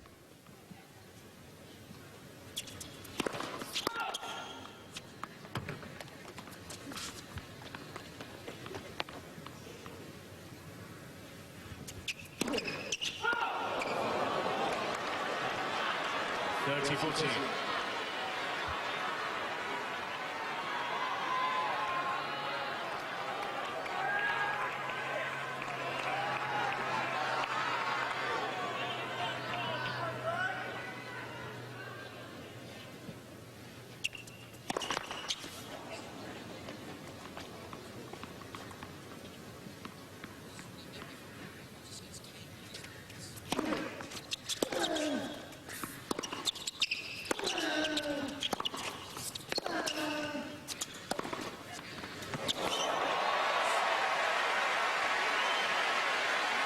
The forehand really has been overshadowed by the backhand tonight. That was a sweet one. Well, the forehand caused a lot of problems in the second, but he's certainly hitting that much, much better. He's played a fantastic set. As well as he's hit his backhand, and he's hit it awfully well. He's got 17 forehand winners against 4 for the backhand. So that answers your question, Chris, which is a good one. Why not go? Should he go more to the forehand? Problem is Federer is still way more dangerous off that wing. Set point.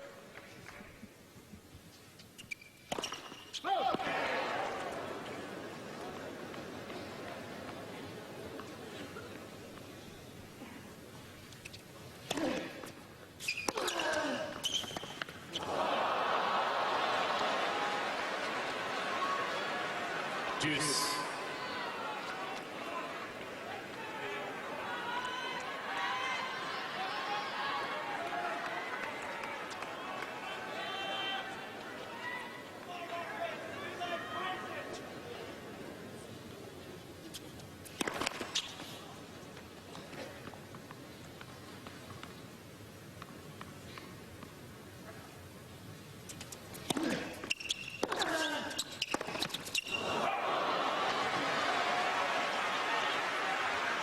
Advantage Nadal.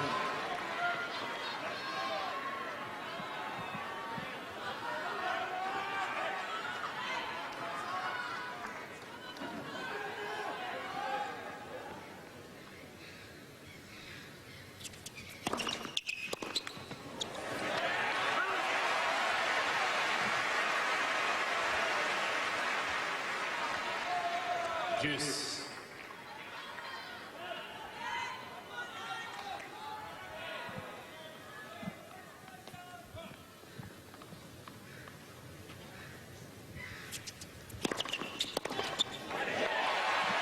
The whole second set without a single ace, as you guys suggested, has needed desperately to rediscover the big first serve, and has in this third.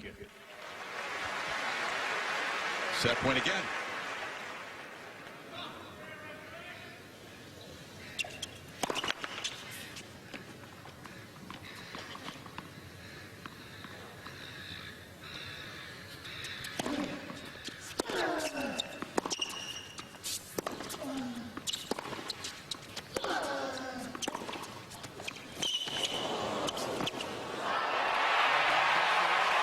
Two great champions pushing back and forth for control of this final. For now, it's Federer up 2-1. Got on triple the opening game in the set. That was huge.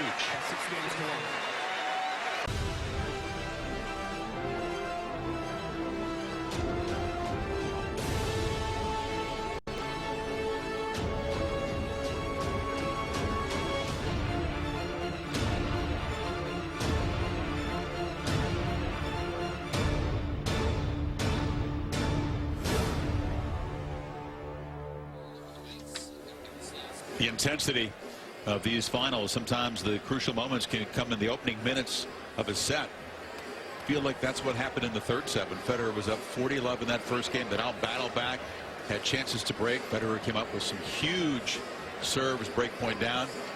Was able to collect his serve, got the break, and has control now 2-1.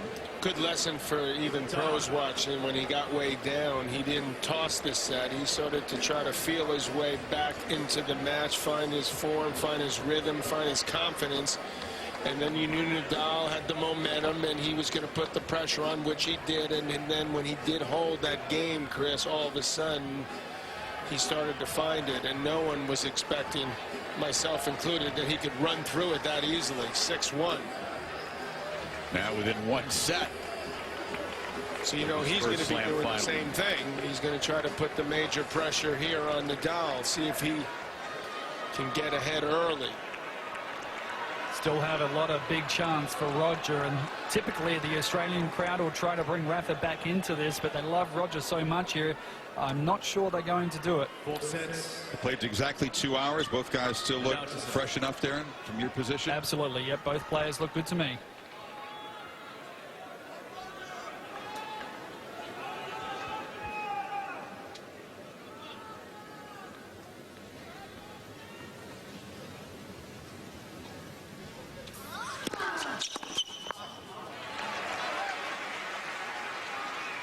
Love.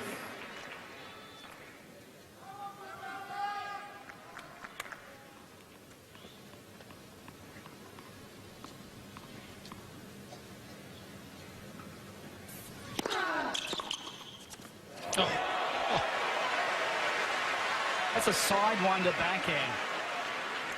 No topspin on that backhand at all. That's sidewinder slice. That may be the best he's ever consistently hit his backhand so far that I've seen. Certainly against Nadal. His court is really helping him there. Time it. And Nadal does not have a bit, you know, the pace of his serve is allowing him time to take a real good swing at him.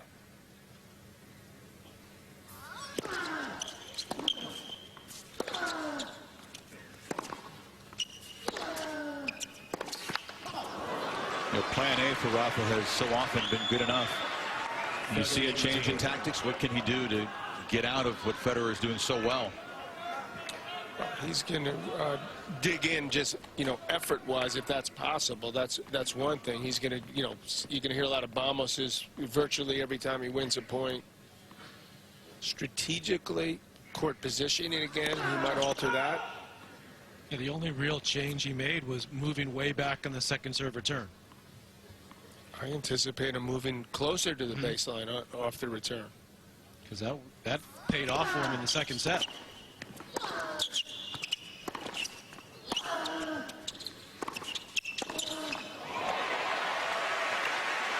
Interesting to watch, guys. They're so good that he could rip that backhand at, you know, the second point of the game, hit a winner, and then he decides, you know something, I'm going to run around and hit a forehand. Everything's working. You think, like, why would I do that after I'm hitting my backhand so great? But that worked. Even on a grass court, have you ever seen Rafa this rushed by Federer? I don't recall, no.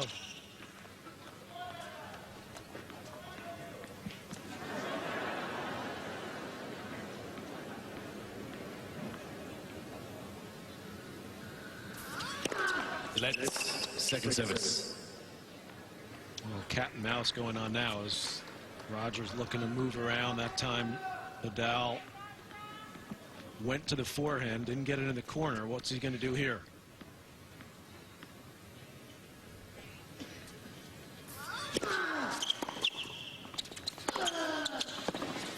Jammed him. Well, Roger stayed home. Roger decided not to move around it there. 40-13. He just didn't hit the return good enough.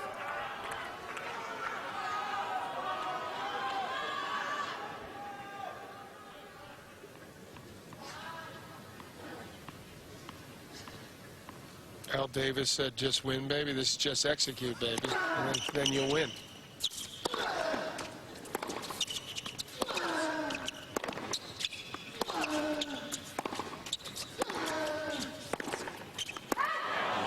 As if it were that easy, right? Just execute. Again and again and again and again. Just win, baby. That's easy. Yeah, against another one of the greatest of all time. Two greatest.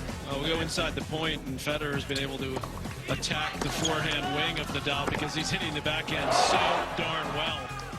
And that backhand crosscourt here, he runs around it, gets Nadal stretched, and that was a beautiful swing volley. That's a pretty tough shot to pull off, what he did. Another big return off the backhand wing. I knew Nadal's going to respond. That's a given. He ain't going anywhere. Federer trying to produce another serving set like the first and third. But I actually think the crowd will want a fifth set, and then they'll sort of get behind Federer. But could that be too late if they allow this? You just don't see them cheer against Federer very often, regardless of the score here. True.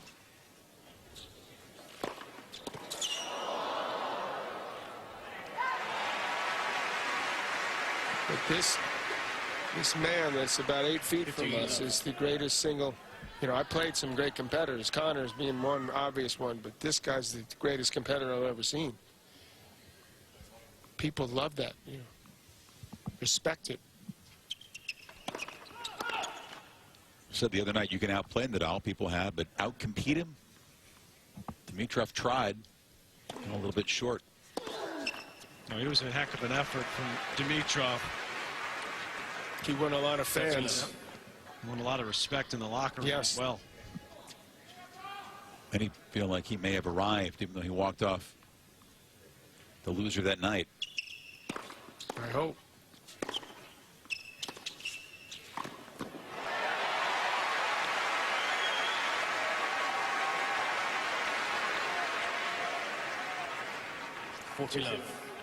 He's trying to take this one early on the return, but Federer was able to get him moving quickly.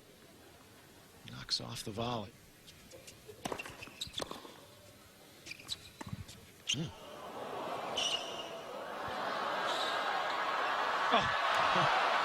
The redrop. If you're going to make me run, I'm going to make you run. 14-15. That's pretty nicely done by Nadal.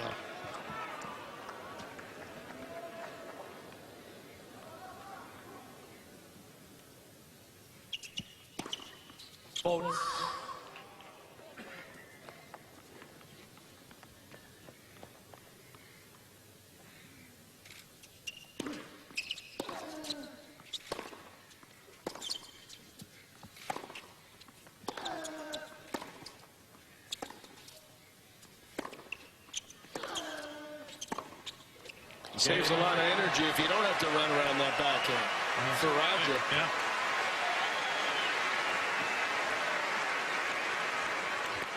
Can he sustain that, Darren, for another set? Yeah, I think so. Just a final word on Grigor also, Chris. He was absolutely gutted after that match. And even the next day, he said he felt worse. And I think that's a good sign, because once upon a time, I think he would have been happy and content with such a good performance in a semi-final of a major, but not this time. To me, that's a really good sign from Grigor. That's the thing, though. He played the same number of minutes as Nadal, obviously, and he couldn't have been out here 2 nights later. I mean, that's another testament to the resilience, the recovery of these guys.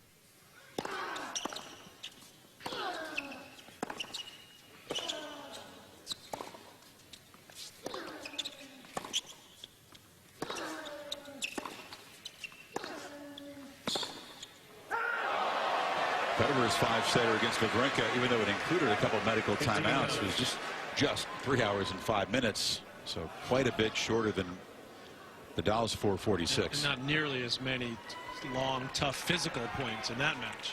I say that Rafa's match also was incredibly mentally taxing. There were no lulls. There were no dips in intensity like you see in a lot of 5-setters. Right from the beginning of sets. One of the great matches that we've seen in the Open era.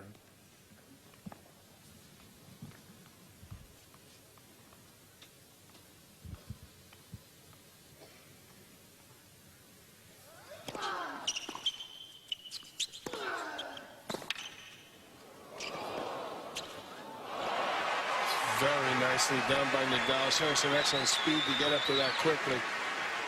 Did you ever feel, John, like the mental taxing in a match was as important as the physical, sometimes trying to come back the next round?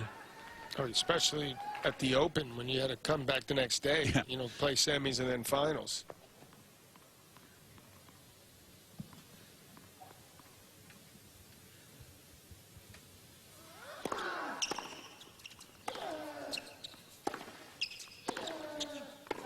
Imagine if Nadal had come back the next day. Even he might be struggling. Thank goodness they did away with that. Thankfully. Only took 30 years. Maybe more.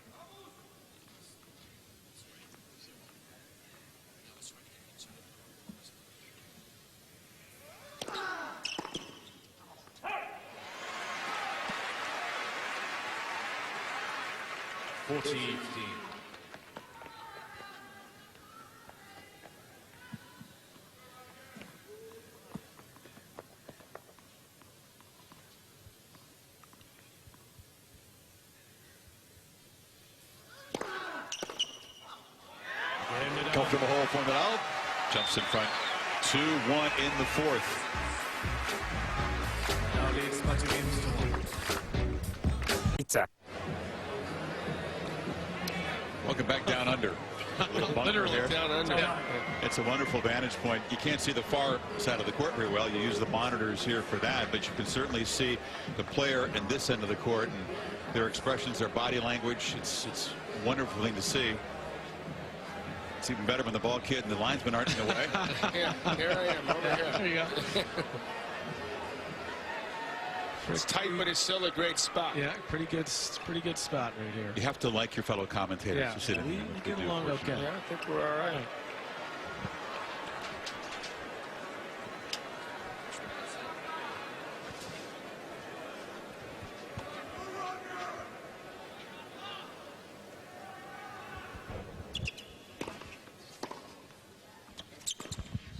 We missed it. Not a bad spot in the Nothing bunker, to it. but I wouldn't swap my spot with anyone in the world. I understand. Yeah. Usually we've got a few non-working commentators over there in those seats. We do.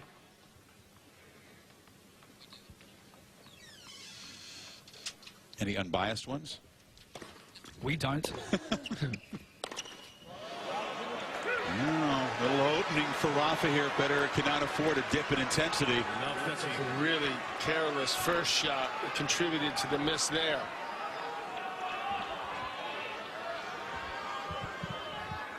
He wondered, how would he play the fourth? Brilliant third set, a set away for everything that's at stake. It's early, but that first ball, first point, that was a bad miss.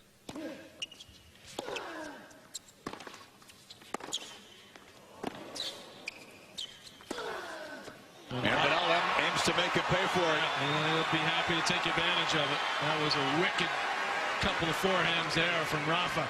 This one right here caught Federer, who was looking for the one cross court.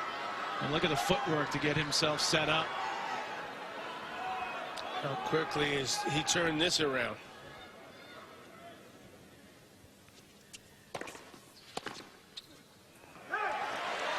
Amazing how much stress one forehand miss can cause, even this guy.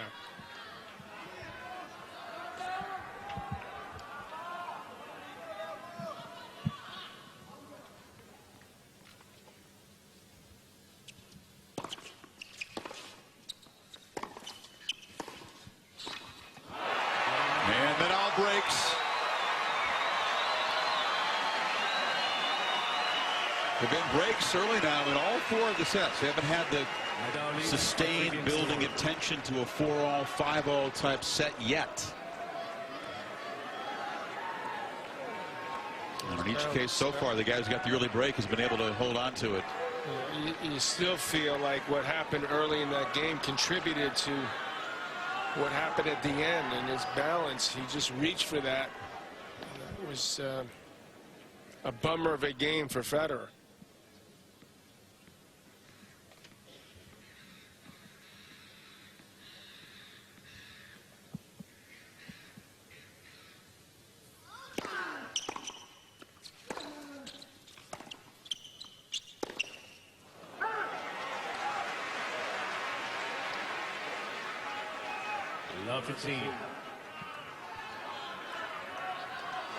Boy, is a calming influence in that camp. He tries to stay positive, which is something that hasn't always been easy for Uncle Tony.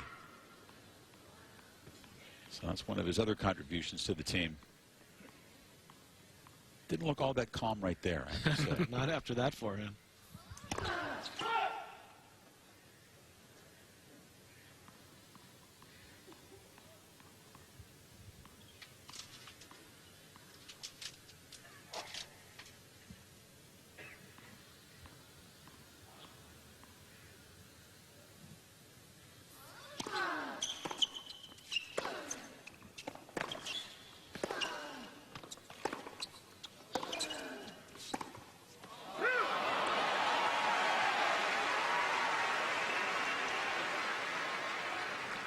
So you asked earlier what he would change, and it looks like absolutely nothing. He's just going to dig in and play harder. Want it more, if it's possible. And see if Federer can sustain that level. Exactly. And he's banking on the fact he can't.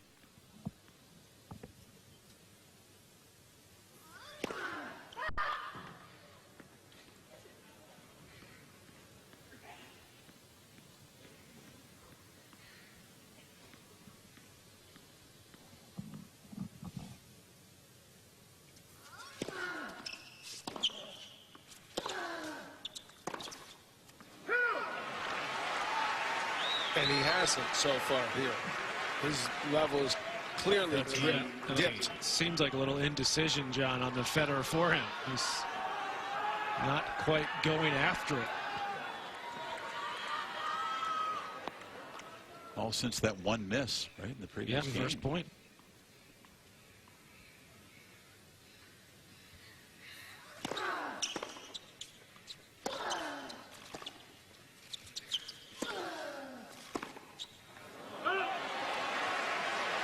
Reaching at the ball.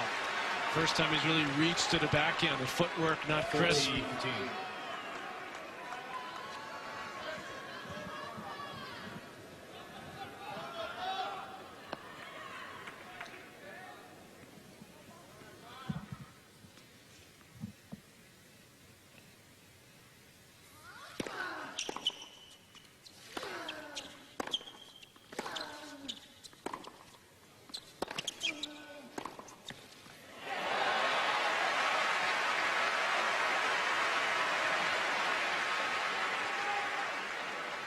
(40-30).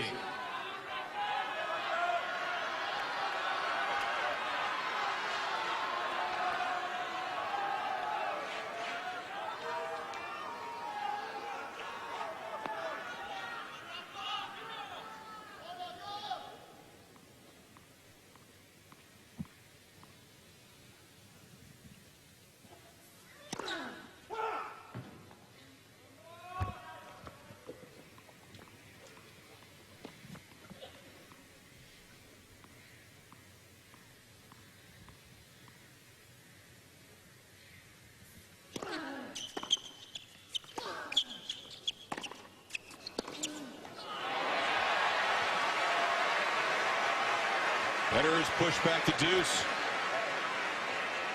forcing the issue there. I just feel like Federer just plays. I mean, when he's not thinking so much. He's just reacting, hitting shots, and you wonder if he's going to start to think about what all this could mean. Not yet. Not quite yet. He's get to be being more aggressive like he's been these last couple points. Take it to Nadal. Let's for service.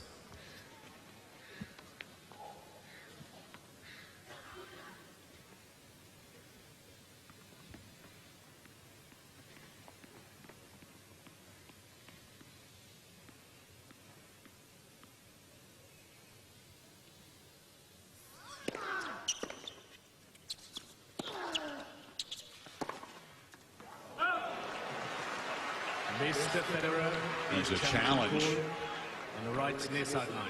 The ball scored out. I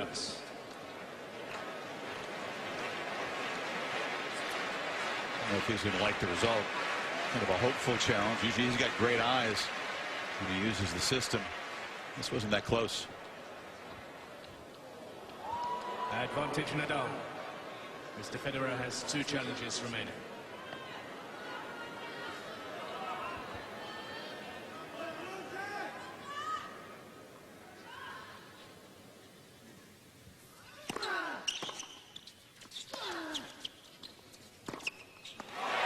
Neither guy hitting the ball super clean right now, are they? Pressure slowly but surely ramping up, and that causes some of this. This is historic, you know, and they're feeling that a little right now. Once in a lifetime. Something we never thought we'd see again. They didn't think they'd see again.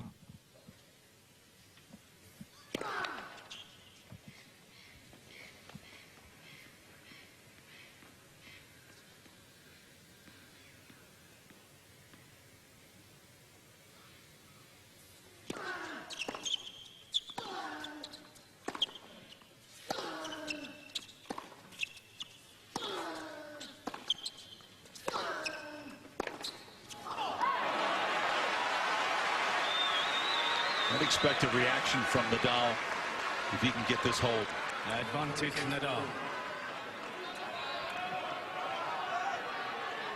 Guys have been pretty emotionally contained tonight. Sometimes it's out of respect for each other.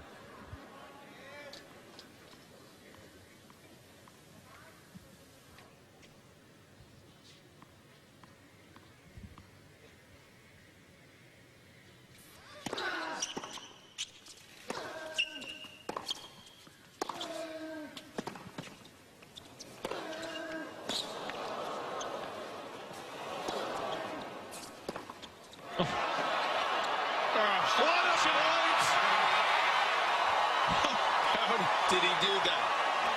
Wizardry from Nadal to close out a tough service game and extend it 4-1 on their feet here.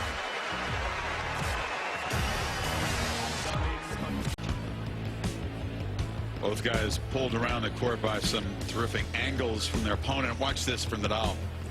Roger convinced he's hit a winner. What? Excuse me? How did that happen? Applause from him there. With the slice, no less.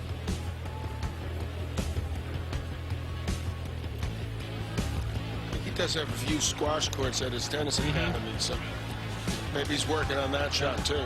The academy that Roger helped Christian back in October in warm exchange. These guys are both out injured and rehabbing and unable to play an exo because Roger was healing the knee and Rafa the wrist, but they had a nice time. And Nadal really appreciated Federer coming to Mallorca for that.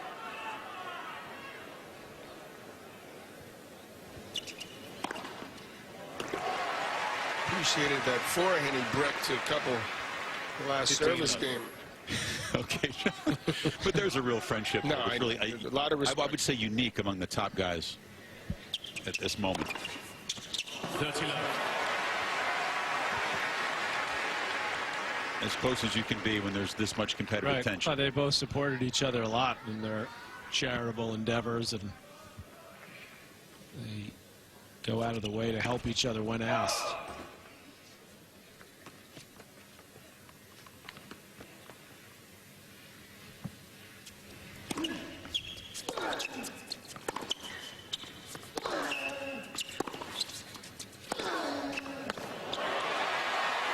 Federer appreciated when Nadal came to Basel, the tournament in Rogers' hometown that he helped organize. They got through to the final, and Federer won it 6-3 in the third and celebrated big time because he had his friends and his family there and the pressure of not wanting to lose to his rival in his hometown.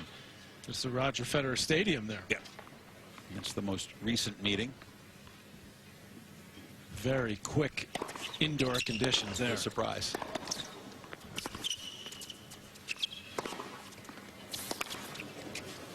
Losing your own stadium. Oh my goodness.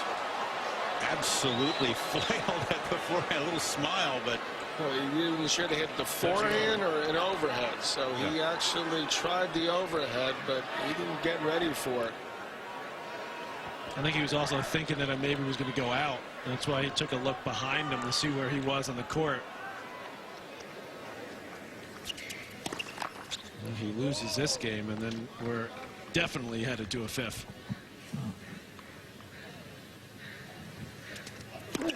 Let's second service. Thank you.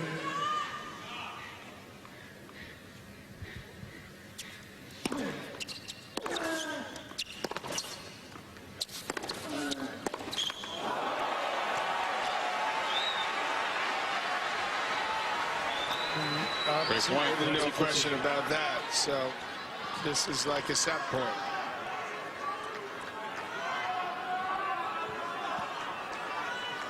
Could they trade 6-1 sets?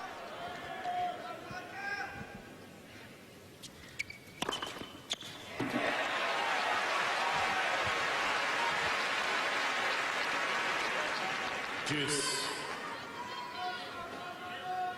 3 aces this game. I think he's not even out of the game yet.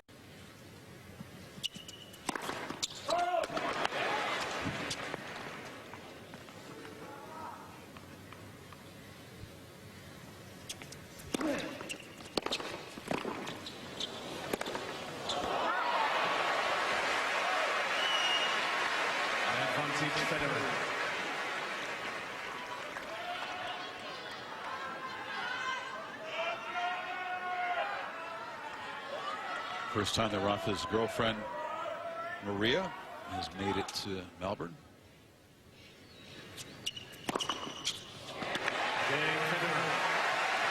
Federer off the ropes in the game. Maintains some scoreboard pressure on Nadal.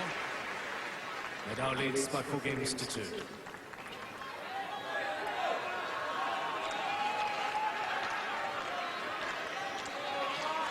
Do you think it was just a dip in concentration, or perhaps beginning to contemplate that he's closing in on what would be his sweetest win? Dip in concentration, because he's still pretty far away from winning the title. Well, the way he closed out the third set. Yeah, well, that was pretty impressive, but he dipped. It's just the way Nadal dipped to start the third. Can't think about it that soon. You know, even if you're Federer. You could try not to. 15 love.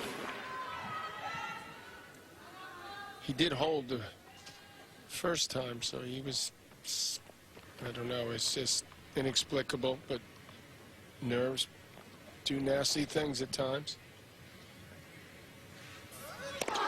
Let's for service.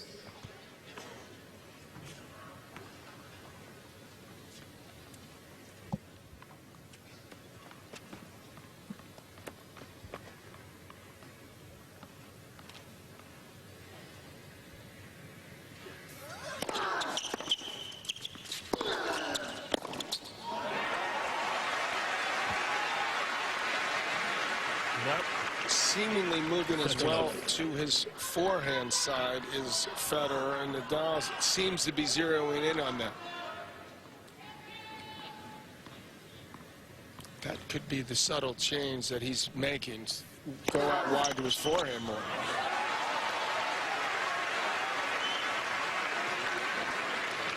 There's no doubt, too, John, that he's taken some more offensive posture in this set as Nadal. Obviously getting the early lead helped, but he's looking to be more offensive and not looking to force himself behind the baseline. That's a solid hold there. Nadal closing in on the fourth. 5-2. Nadal leads by 5 games to 2. Ask each guy what they thought the highest quality match against the other was. What do you think Federer's answer was? Wimbledon 2008. That was Rafa's answer. The match that he won, the twilight match when he dethroned Federer. 9-7 in the fifth. Yeah, Roger actually picked a loss. The 5-set match right here in 09, the final when he was beaten 6-2 in the fifth. The last time these guys played a 5-setter. He thought that was the highest quality for shot making of any match they played. I thought he would say the Wimbledon match he lost. 15 love. I was surprised too.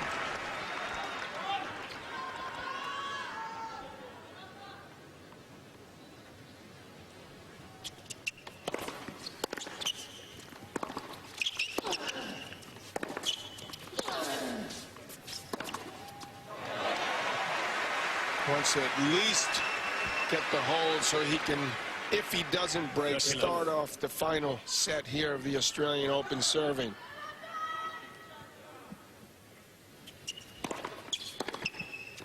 Oh, what a return. Didn't hit his spot. Federer on the serve, and Nadal didn't have to move much, and it's a beautiful angle. Look how short that ball landed.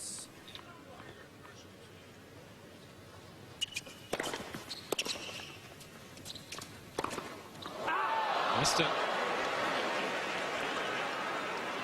30 all.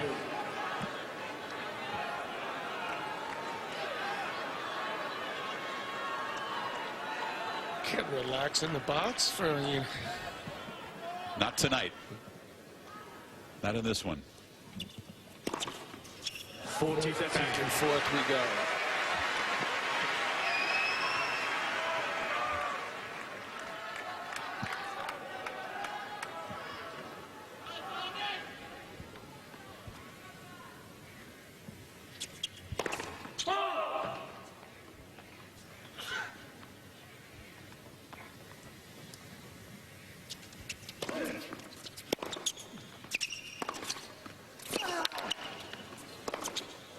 Missed it badly. Timing just not there in the fourth set, is it? Not the way it was for most of this match.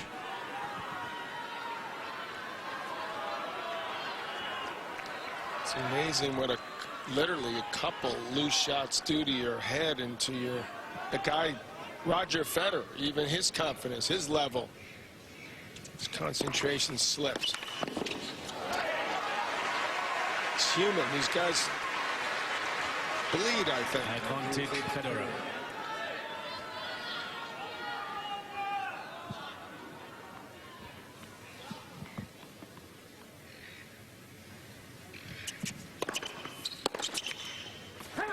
Again, Federer. Step one gets the hold.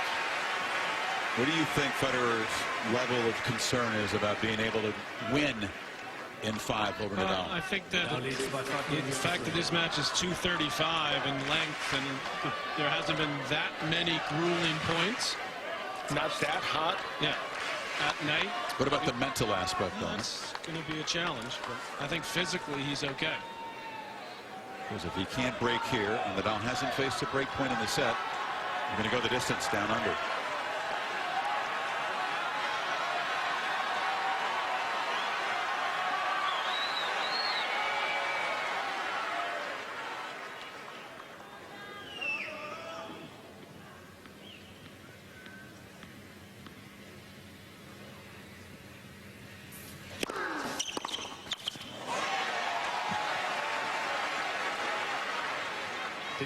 It has been a while, too, since they played a 5-setter, so you would think it was 8 years ago here. Yep. And that was a pretty emphatic Nadal win in the 5th set. It was the match that drove Federer to tears at the trophy presentation.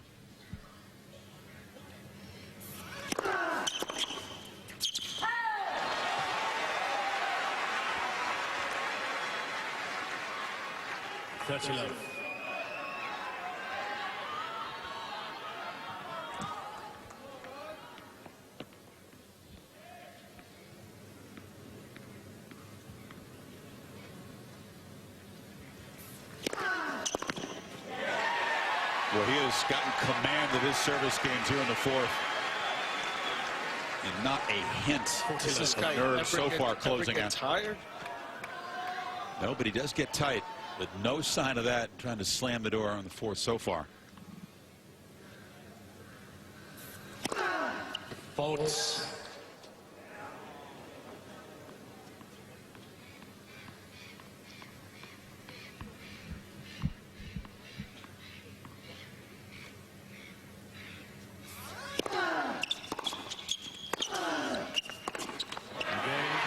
Rafa and Roger going the distance with the Australian Open title and pieces of each of their legacies on the line with just 1 set to go.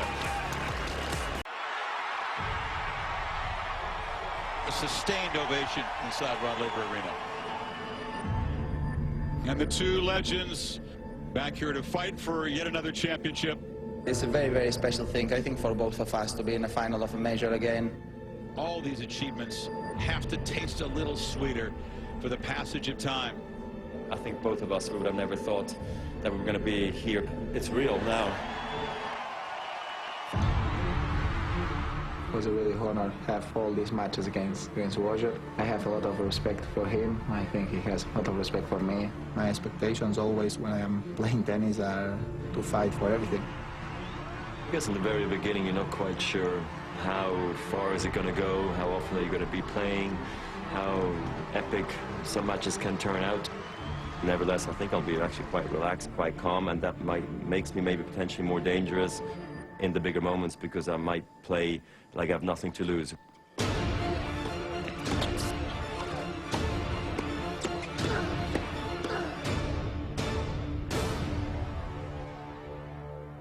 That was a decent rivalry. Yeah, these guys have played a few more times. I wish I had played him more. Yeah. You know, that's why I love seeing these guys go at it. What's at stake in the final set? We stated it at the top of this match. Well, greatest of all time is right there, and close in for Nadal. It's Grand Slam total would be 17-15. Federer would do something that most people didn't think he would do, is win another major. The last one he's won was at Wimbledon 2012. Well, here we go. This is what we want. This is what they paid for.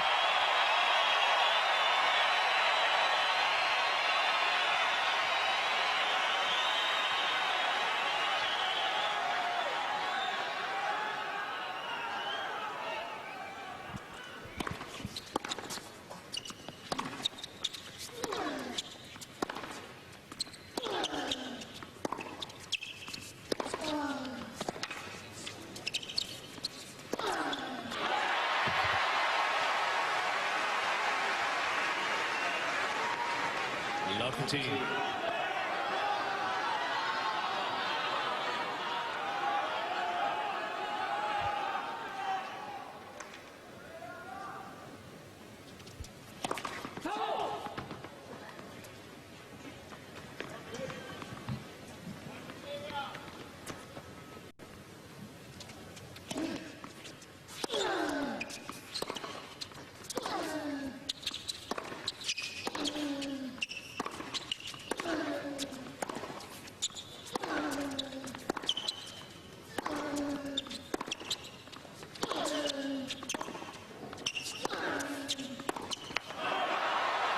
Some point right there, Nadal just lifted his game to stratospheric levels. He looks more ready for those quick Federer backhands. He does, because Federer hit 3 really good ones in that point alone. Federer went to the trainer like, cut me, Mick, like, you know, Rocky, like, give me something. You get the feeling that Nadal's just locked in now. He's not going to miss. And Federer's going to have to do something extraordinary to win this set.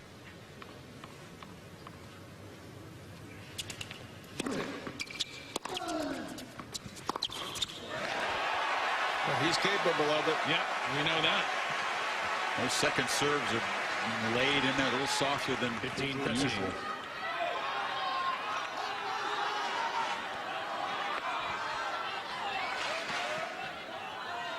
Nothing soft about the forehand, though.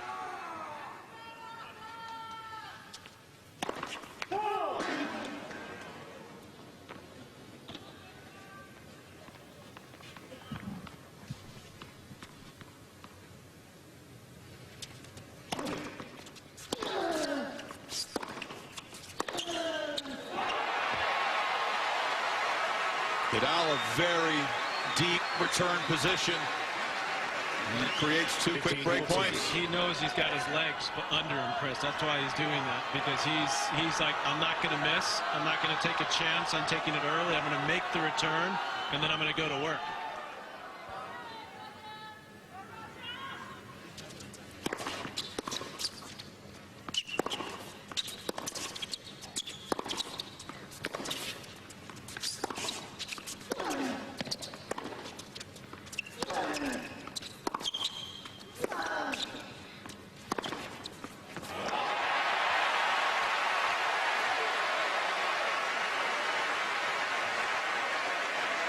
You do get the feeling that these guys are playing even better than we've seen the first 4 sets.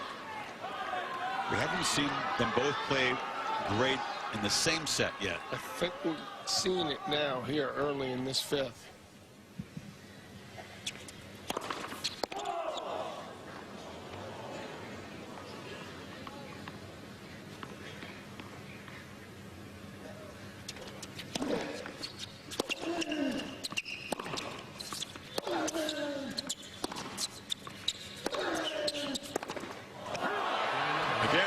Drops back, uses the legs, produces the error, and breaks to open the final set. Basically telling Federer that you're going to have to hit a lot of balls and hit winners to win this set. He's not going to give him anything. It's been tried and true strategy for Nadal over the years. You pointed out, Patrick, in these head-to-heads, if it gets deep in a set or deep in a match, the game plan for Nadal is tried and true and requires Less margin for error, right? And more margin for error. Federer has to play riskier. I think Federer should, try to think about altering what he's doing now. Using a little more slice.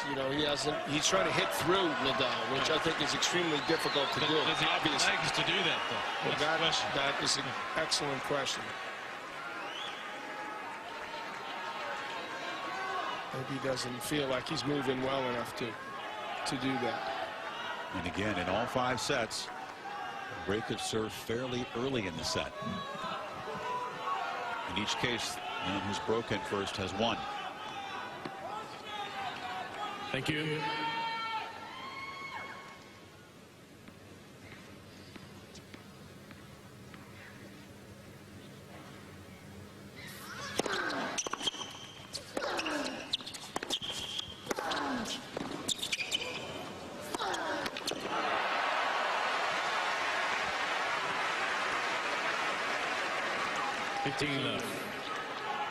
Guy seems to be, and I'm talking about Nadal here, hitting the ball harder than he has the entire match. I think it's the same thing.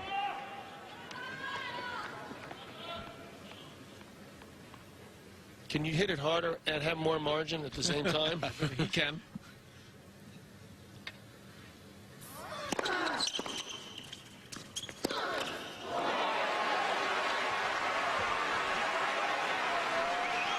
First miss of the set. For Rafa. Other points Federer won were on clean winners. That was an effective body serve that got exactly what he wanted there.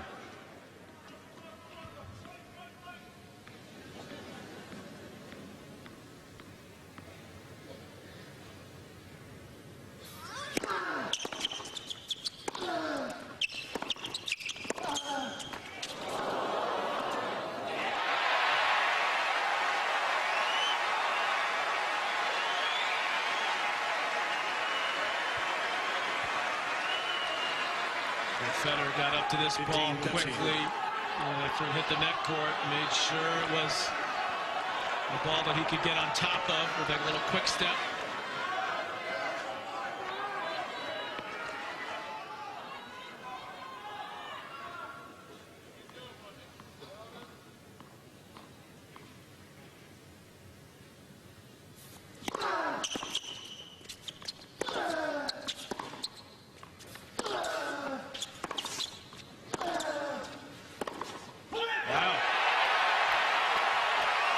Great points for Federer. Nadal may remember that little forehand miss at 15-11 in this game. Well, you remember Roger had that forehand early in the fourth that cost him, it seemed, the set. That could be exactly the same situation with Nadal. That was pretty much a gimme.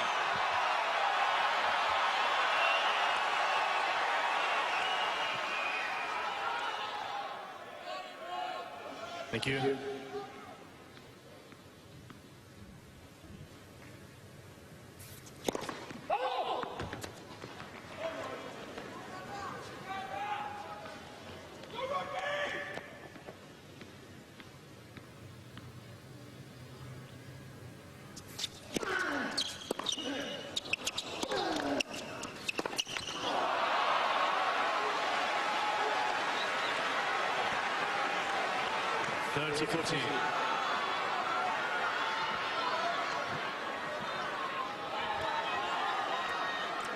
It's a tough one he tried to take on there.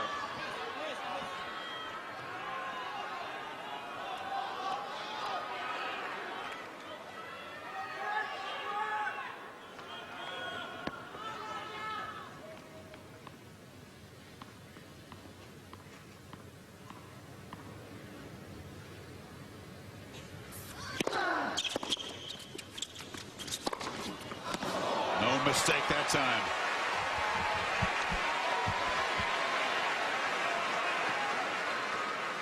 Juice.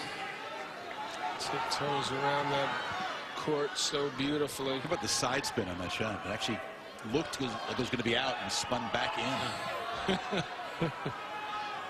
Good shot from where we were in the bunker to see that ball drop in.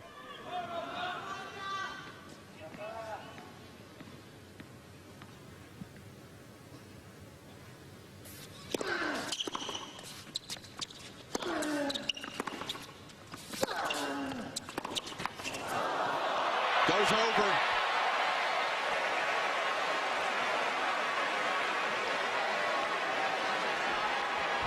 Luck never hurt in the final set. Never. Can't think of one time. Break point again.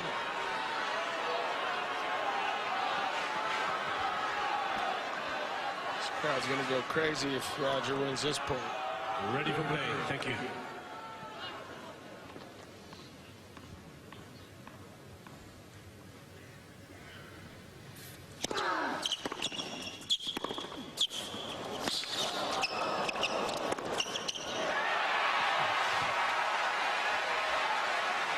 One of the things we've seen with Nadal the last couple of years has been indecision on the forehand at big moments. We're not seeing that now. Two forehand winners to save break points in this game.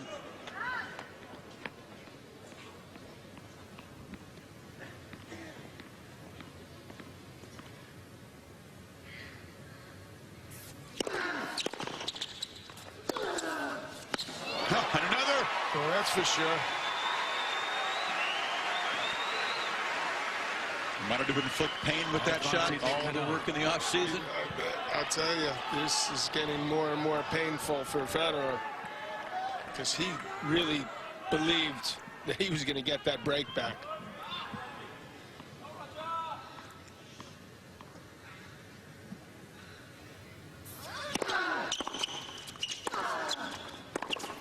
That's wild. And Nadal's big weapon firing when he really needed it. Early mistake in the game. But as you said, Patrick, just steadied himself and hit some huge shots. The kind of game that decides Grand Slam titles.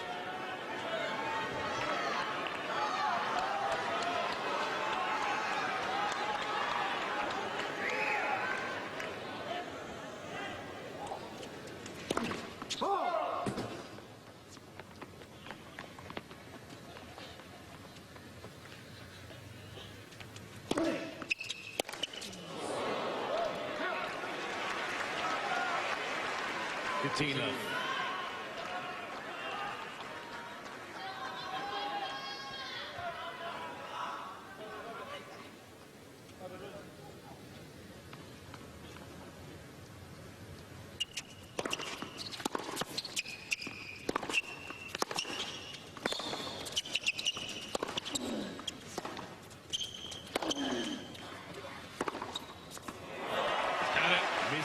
Challenge him. Right baseline. The ball scored in.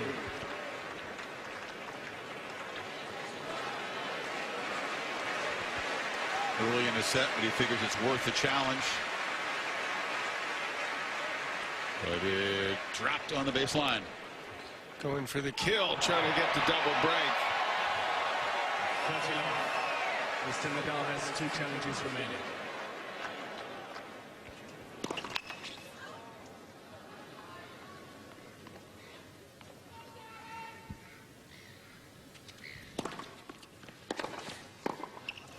Stuck with the plan, which is standing way back. Federer has not done a whole lot of serving and volleying.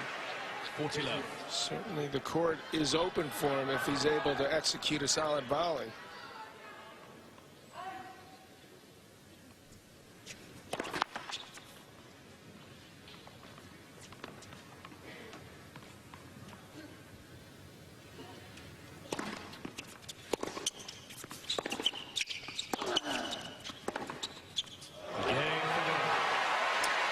Well, Federer won 3 second serve points in that game. That's been a serious problem area for him in the last couple sets.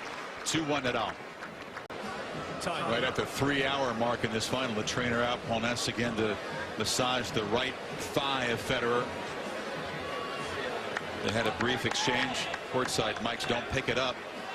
But Federer didn't look to be in a very good mood about that development. What, the trainer and the doctor coming out? Or the fact he's down a break in the fifth? All of the above. Yeah. I know he held his last service game to love, but he didn't look to be getting up on that serve at all. The miles per hour on that first serve is way down from what it was. I think so too, Dan. The second serve wasn't too pacey either. Not the guy you want to be hurt against. This guy just played 5 hours on Friday night. We're at the 3-hour mark now in this one.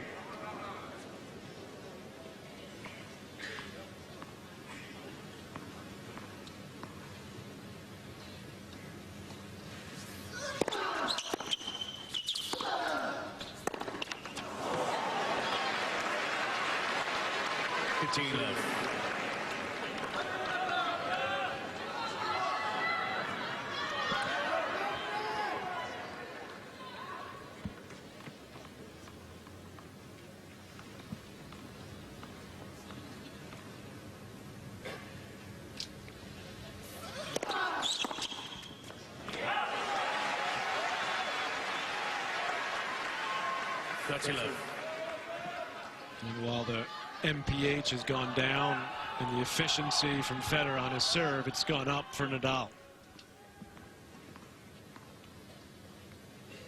He's missed one first serve. That's the second so far in this set. It's early. The way he closed out Dimitrov. He had 14 consecutive holds of serve to finish off Dimitrov, and his serving has got better and better the last set and a half. You had talked about, Patrick, that Federer had been, he was on the court saying, if I need, if I don't play for 4 or 5 months. Right, if I can't walk for 5 months. That's, well, he better find that. Better find those. Remember that means, that. Yeah. Because he has to go there now.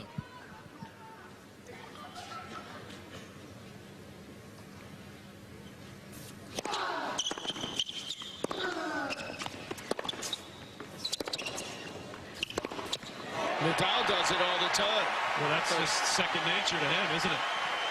He uses the word suffer. He always talks about being willing to suffer for these titles. No one's had more guts than Nadal. No one.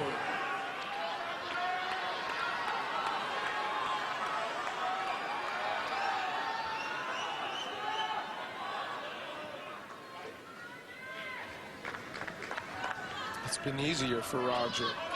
He's super talented, and the most talented guy anyone's ever seen on a court. This guy has worked at it, willed himself, improved his serve. He didn't have a big serve when he was younger. Didn't volley much.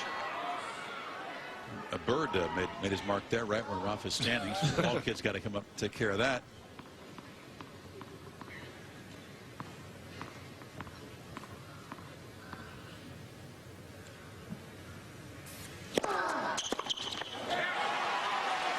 Hurts there. Yeah, because that was a pretty slow first serve at 103, and Federer just let it get into his body. Didn't move much at all out of the way.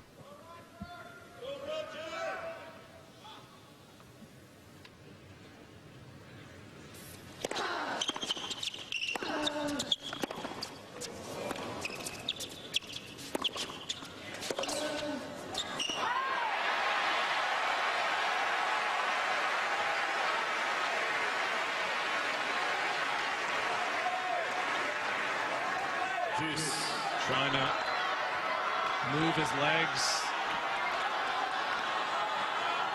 find a way to break back here.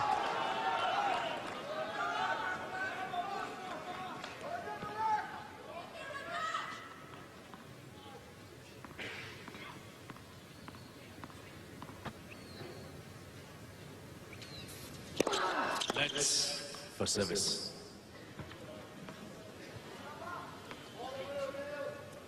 This has become an extremely tall order, obviously, for Roger, because the only way he can possibly win is to break twice. Nadal doesn't have to break at all anymore. Good point. A tie break here in the final set, of course. And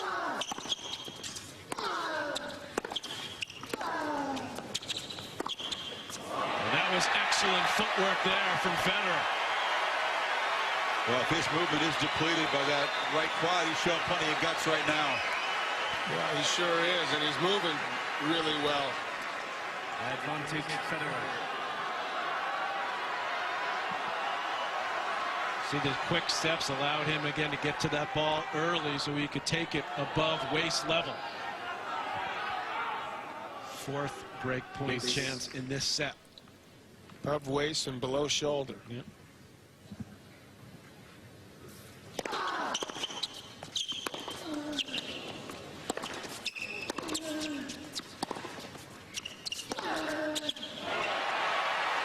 That's the place where it seems like Roger's having trouble getting out to, is the wide forehand. Guess who's noticed it? How well has Nadal played the break points in this final set? I think they've all been winners, haven't they?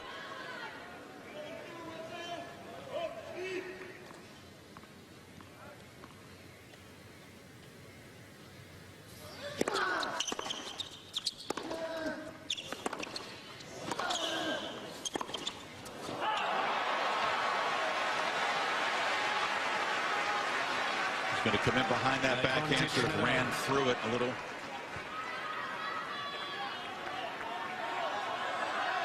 Tony's up every point now.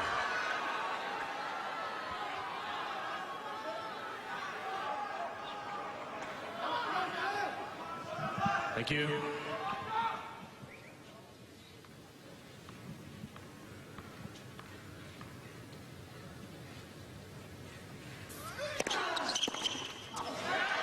Jammer, and Nadal out of trouble again. Inches closer to the trophy. 3-1. Nadal leads by 3 games to 1. Well, that's extremely unfortunate, obviously, for Federer, because he put a tremendous amount of effort into that game, and he was so close, yet so far.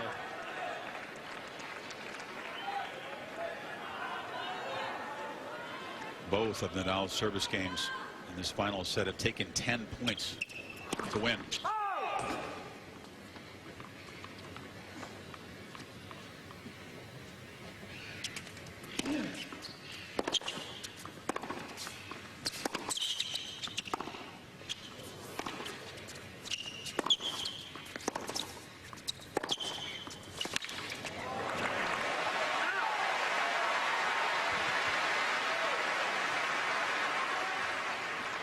Crowd thrilled to have a 5th set, but they seem pretty solidly behind Federer at the moment. Do you agree, Darren? That would be correct.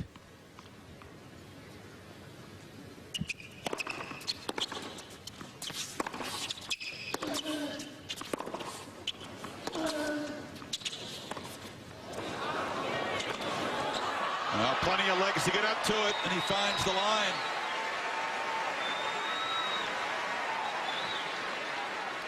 You have to marvel at this guy's recovery and fitness level. We've talked glowingly about his will, his desire, his effort, but it doesn't even look as if he played more than a couple sets on Friday.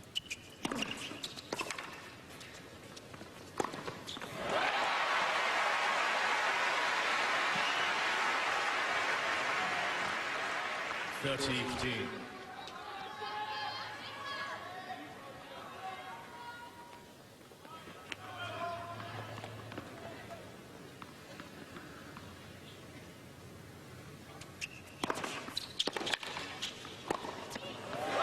been one of those guys, though, hasn't he? Just feeds on those kinds of matches. It's almost like it makes him stronger. He gets better. How do you do that? I don't know. He's the only one that's really been able to do it. Not the first time we've asked, how do you do that? Yeah.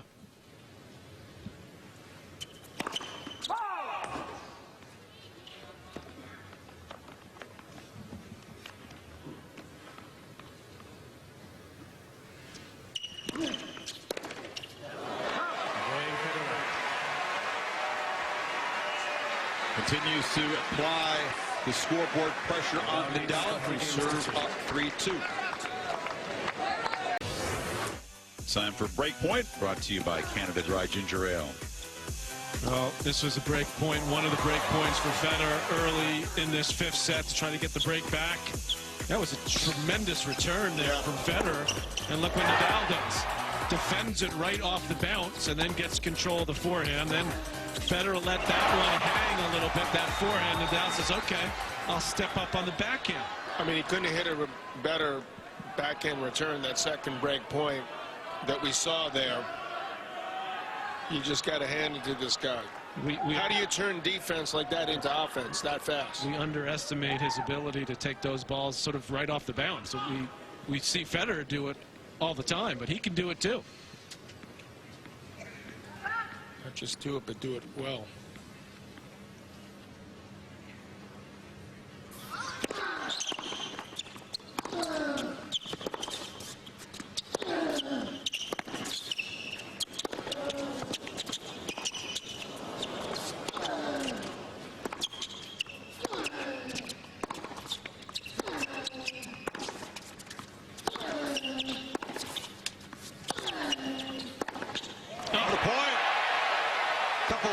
Defensive shots to stay in the rally, and then that absolutely dug in there, did Federer. Well, that says a lot about what Roger needs to do and what he seems willing to do, which is a good sign, because he had to really do that the hard way. Easily could have lost that point a couple times.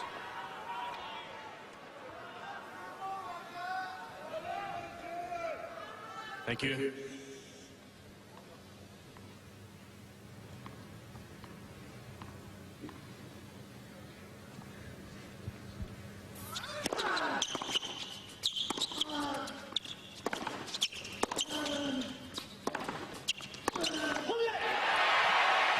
Federer crying out. Again, he's got a lead in a Nadal service game.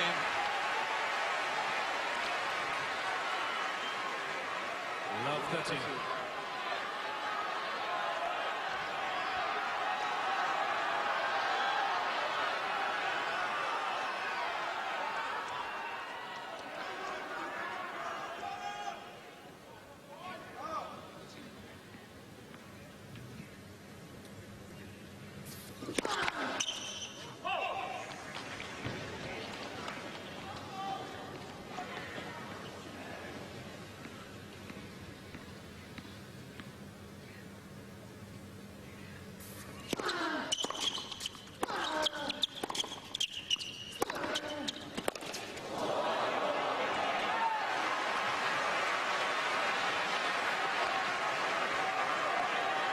(15-13).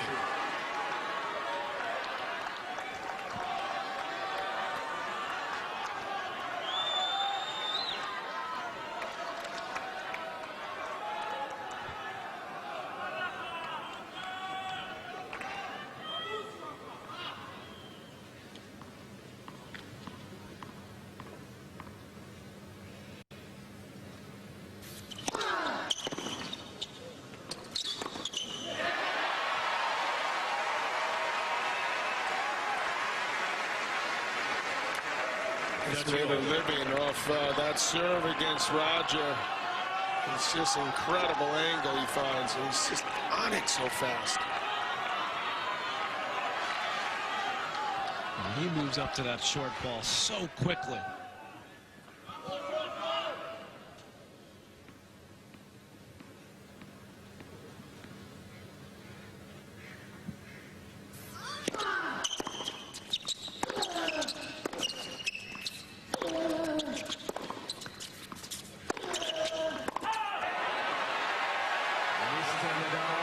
The challenge.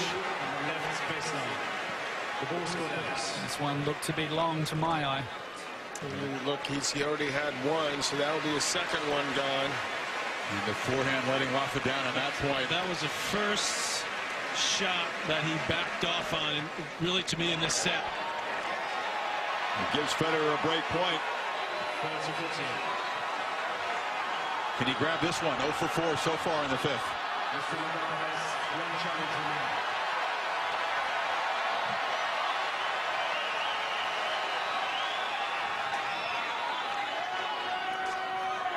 Thank you.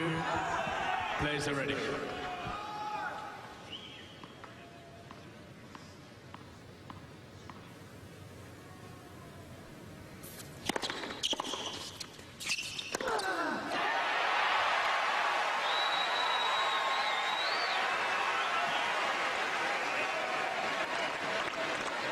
Juice.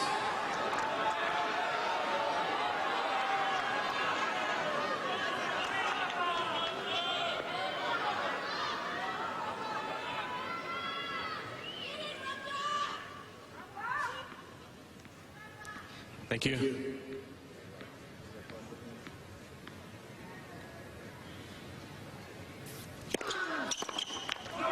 I'm not sure if you guys caught that, but Roger just muttering to the chair umpire about the time that he's taking in between points. Well, it was Dimitrov's coach, Danny Robert, who was able to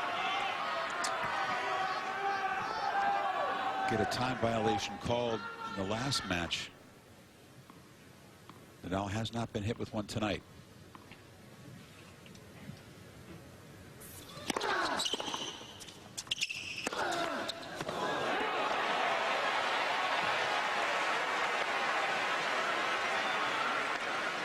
Juice.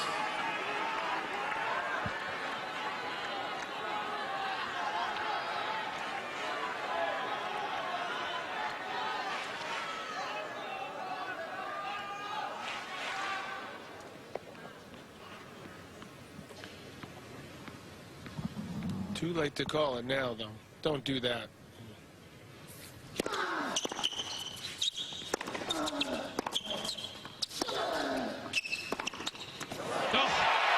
Let him win that way. What a shot. Big Federer fist pump to his group, which is just off his left shoulder. Another break opportunity. Federer.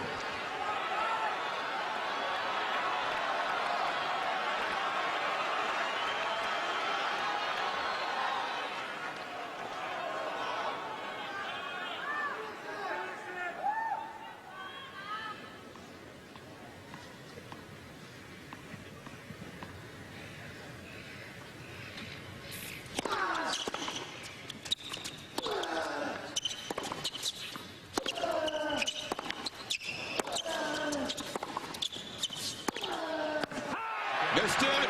Federer breaks back.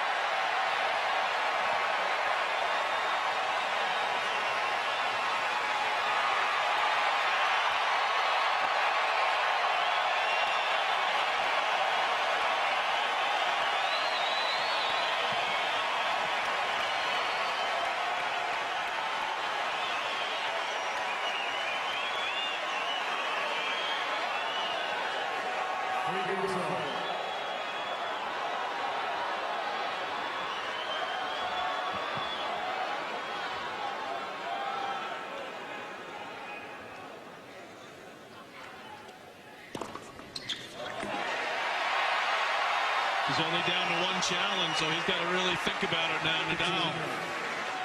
Do you get another one at 6-all? You do. Yeah. You do. Not that I'm thinking ahead. I think we could be here for a while.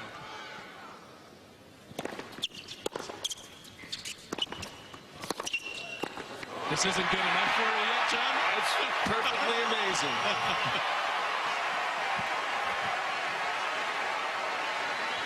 You ask Chris, when are these two guys are going to start playing their best together? Well, we're seeing a lot of that right now in this fifth. Federer looks re-energized. Sure does.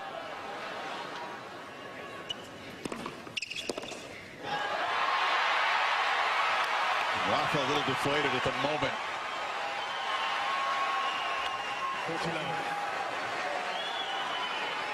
Thank you. Players are ready. Quiet, please.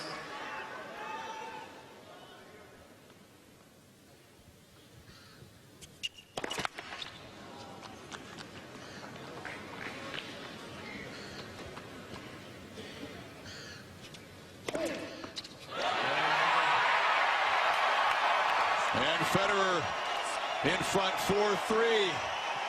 Even Rod Laver's going to get up on his feet.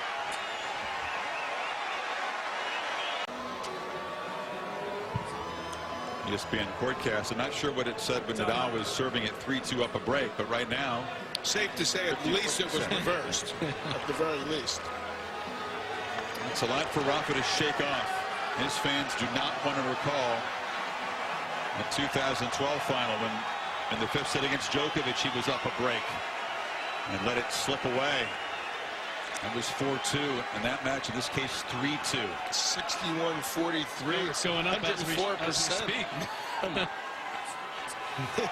Got to recover right now if you're Rafa. You got to Still give on serve. 4% to Still win. on serve here. Thank you. No breaks in the fifth. I mean, no tie breaks. Players are ready. Thank you.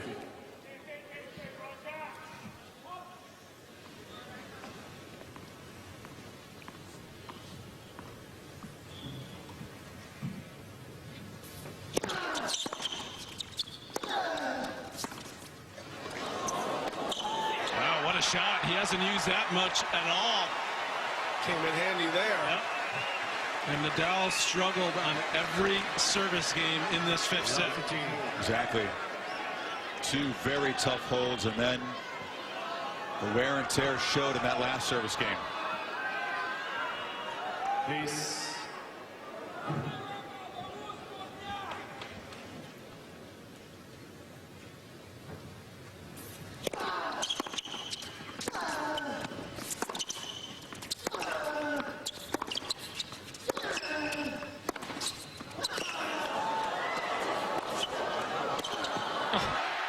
Federer is flying around the court again now. Superman is back.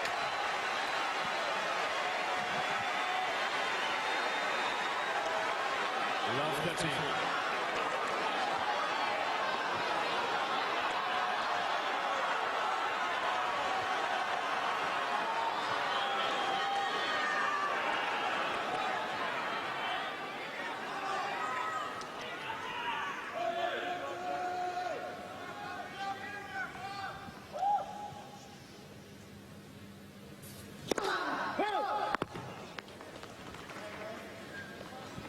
Look for a forehand here for Federer. Look for it.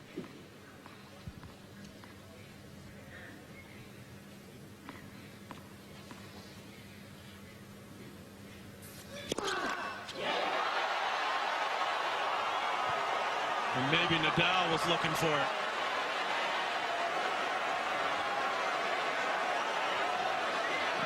Love 14.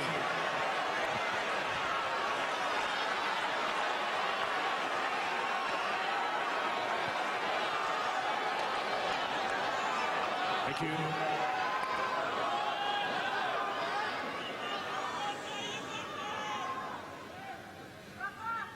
Thank you.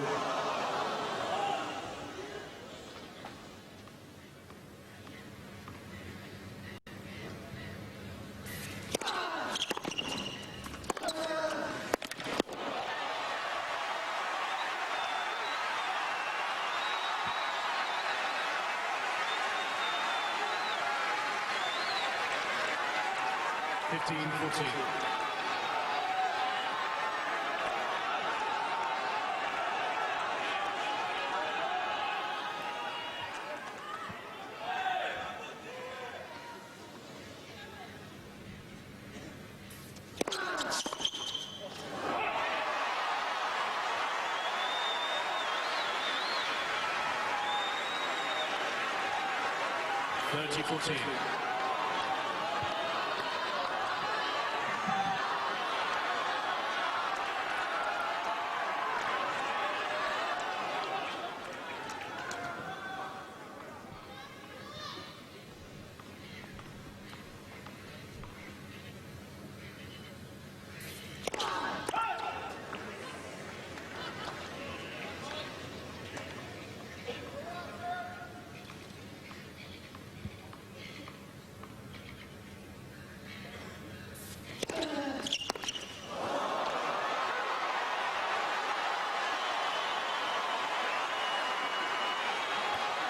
That may have been the first time, Chris, where he's really thinking about winning the 18th. And it got to him a little bit.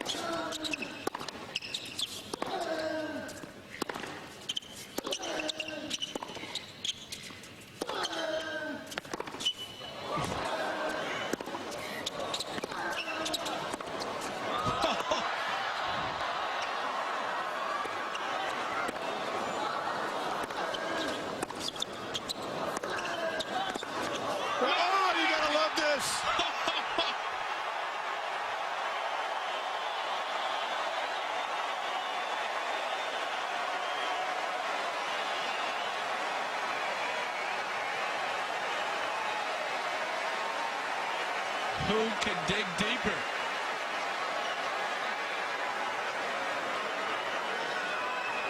Advantage. The match's longest rally has gotten Federer another great chance to serve for the championship.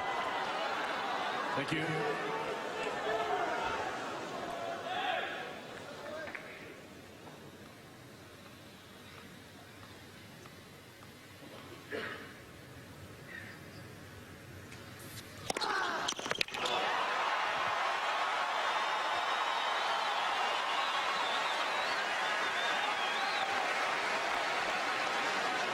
Juice.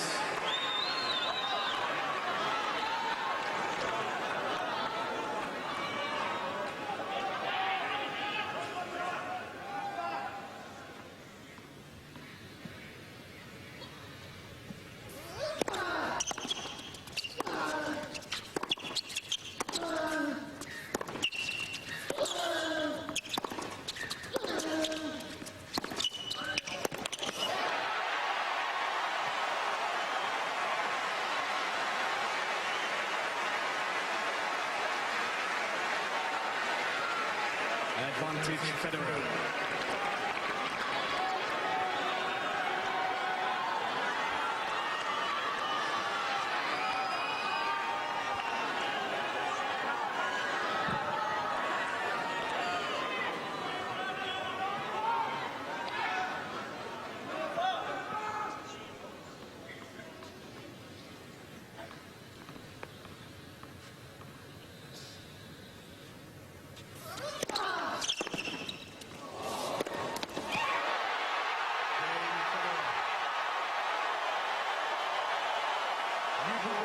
Federer digging deeper than he's ever had to.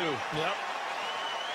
And now within one hold and serve of his 5th Australian Open, his 18th major title, perhaps cementing his status as the greatest of all time. It would be his first defeat of Nadal in a major final in a decade. 5 of the last 6 games since Nadal led 2-love. So this is a pretty big game here, Chris, is what you're saying. His biggest ever. Yeah. And he has new balls. Nice bonus.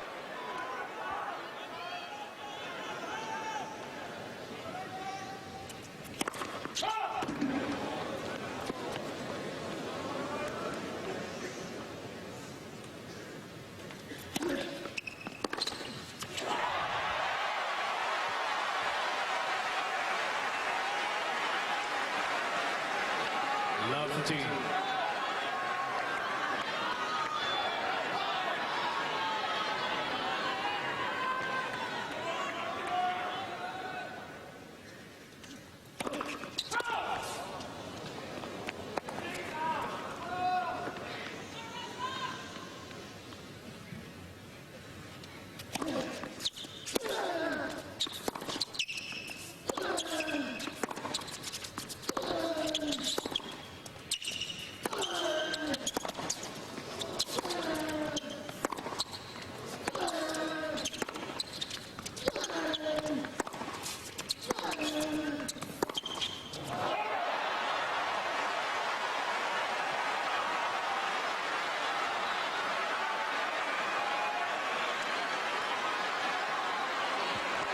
Love the team.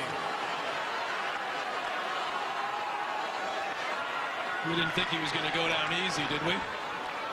No. Thank you.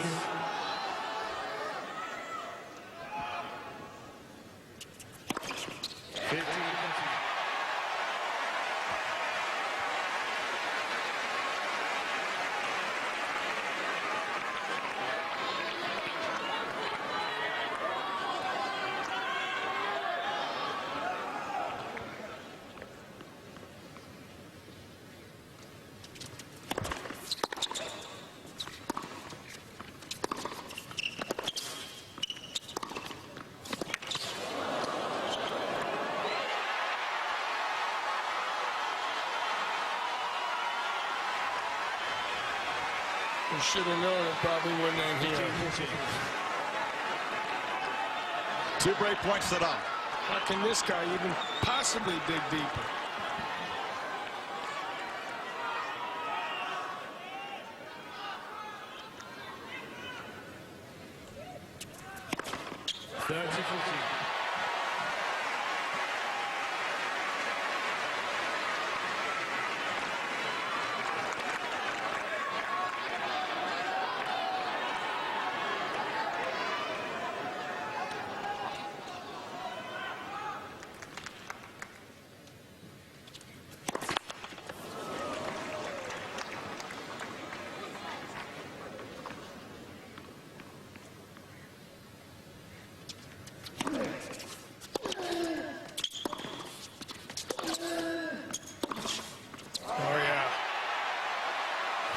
We are all really fortunate to be seeing this right now.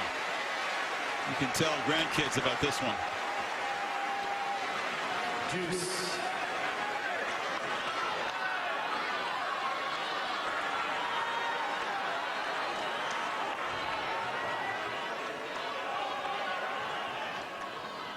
Please.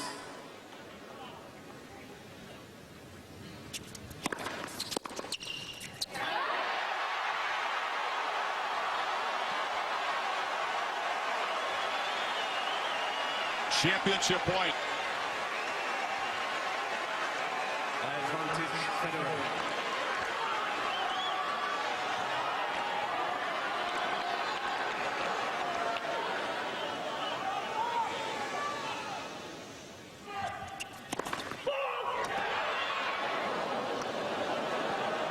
Thank you.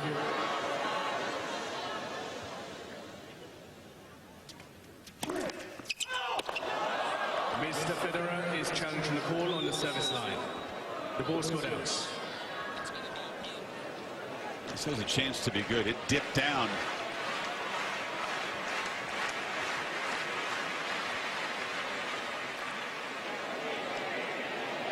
It's in.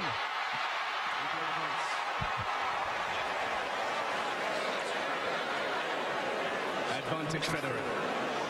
It's a first serve. It's another first serve here.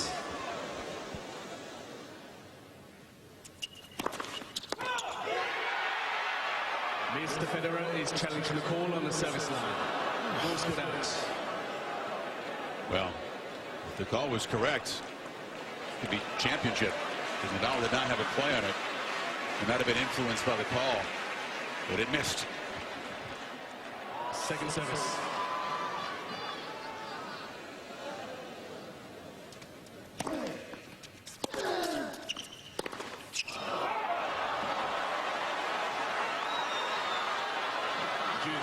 Mr. Federer has 2 challenges remaining.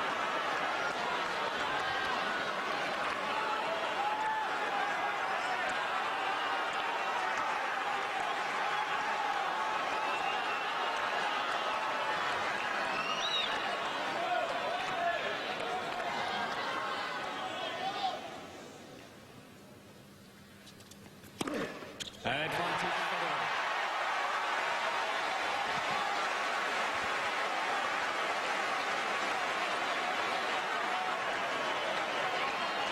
Second championship point.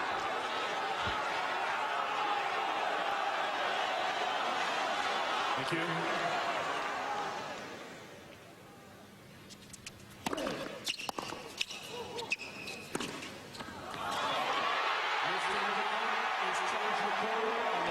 It's a challenge from Nadal. It was called good.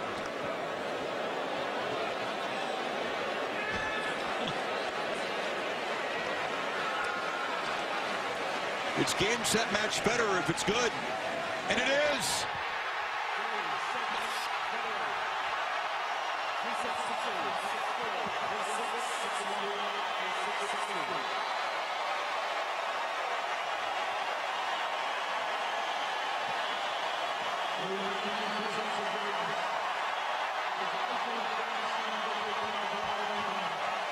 The remarkable Roger Federer. A victory has never been sweeter than this one, right here, right now. because it's over Rafa. He told us that before the final. This would be his biggest win.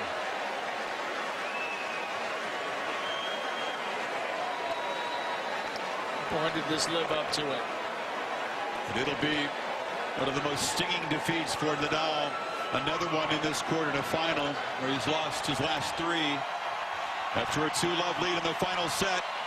Federer dug and dug and dug deep. Tears of joy this time. That to me is why it's big, because it's over Rafa, but it's bigger because of the way he did it over Rafa. He out-Rafa'd Rafa. Great point. The 5th set. We asked him if he could do it, and he absolutely did do it. He dug deeper than he ever had in his entire life right there when he really needed it.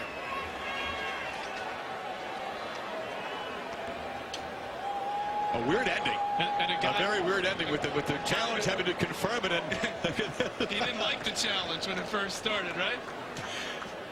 Well, it was Nadal who challenged the call. It was kind of a pause, and nobody knew what the call was. And that serve caught the line. And that man is 35 years old, but he looks like a 5-year-old. Well, you said it. Lived up to it and then some. The dream final, the impossible dream final. And then you felt almost greedy for hoping that it would go 5 sets. And then you felt even greedier after 2 sets all to hope that these guys could each find a high level of play in the final set and push each other. That's exactly what happened.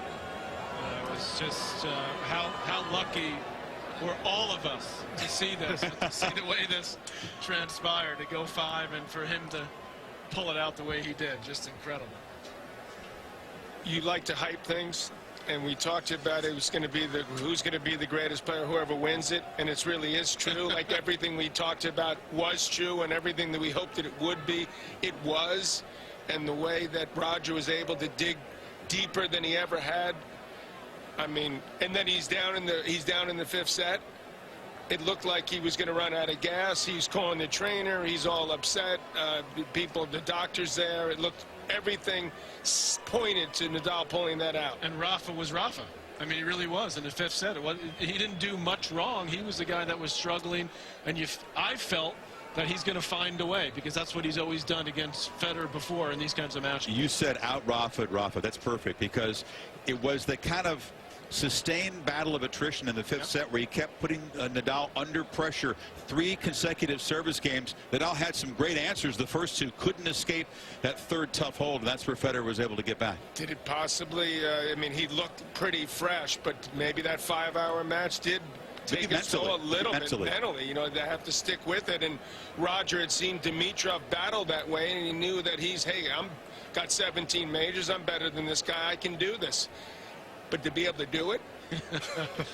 There's a reason why it's difficult and rarely done to win 3 5-setters to win a major. Federer at 35 did it, and he did it against Nishikori, Wawrinka, and Nadal. That's all he had to do. Having not played a single tournament in 6 months since Wimbledon last year. Redefining what's possible.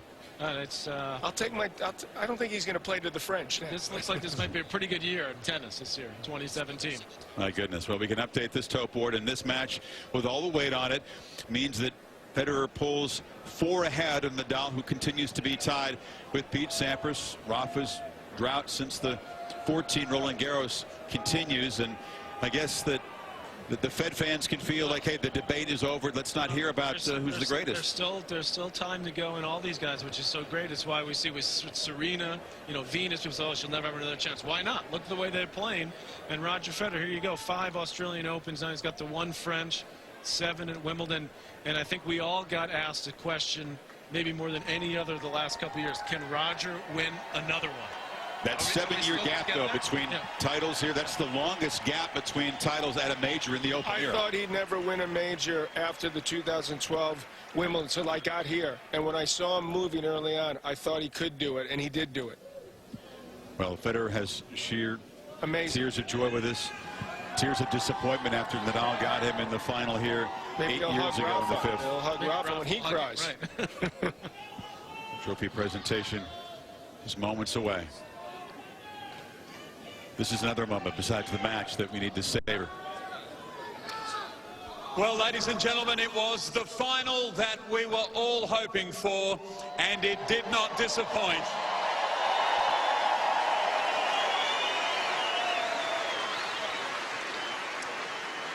To the thousands of people watching here at Melbourne Park and the millions more watching throughout Australia and around the world, what more can we say other than thank you, Roger and Rafa?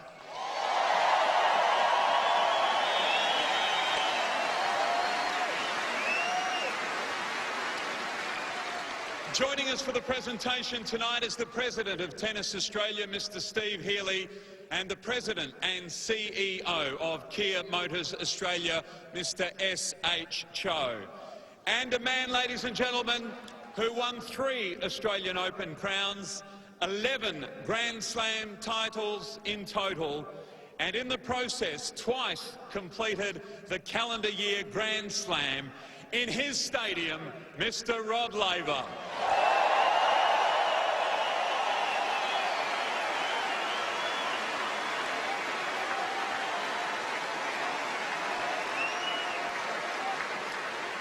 Welcome, Rod.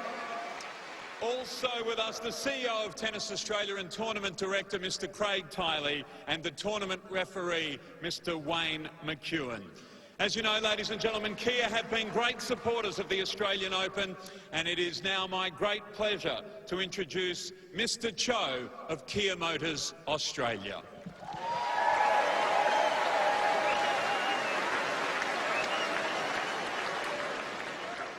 Gentlemen, congratulations on such a great display of tennis tonight.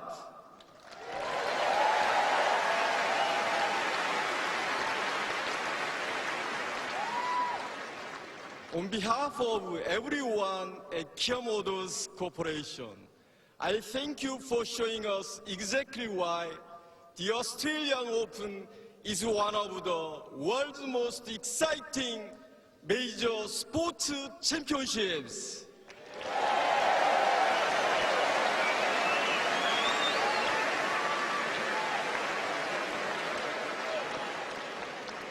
Unfortunately, only one winner can be crowned tonight. But I believe both of you should be proud of the sportsmanship and passion you have shown throughout this year's tournament.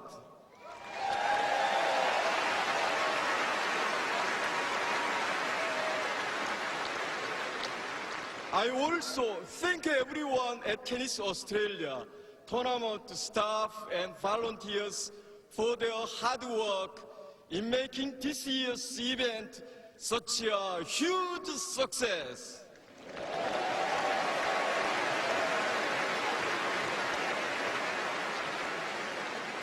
And of course, my heartfelt thanks go out to all of the passionate fans here tonight and watching at home.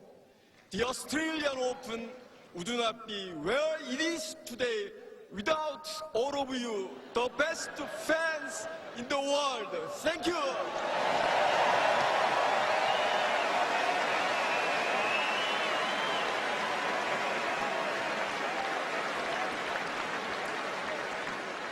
Thank you very much, Mr. Cho. Ladies and gentlemen, please now welcome to the microphone the President of Tennis Australia, Mr. Steve Healy.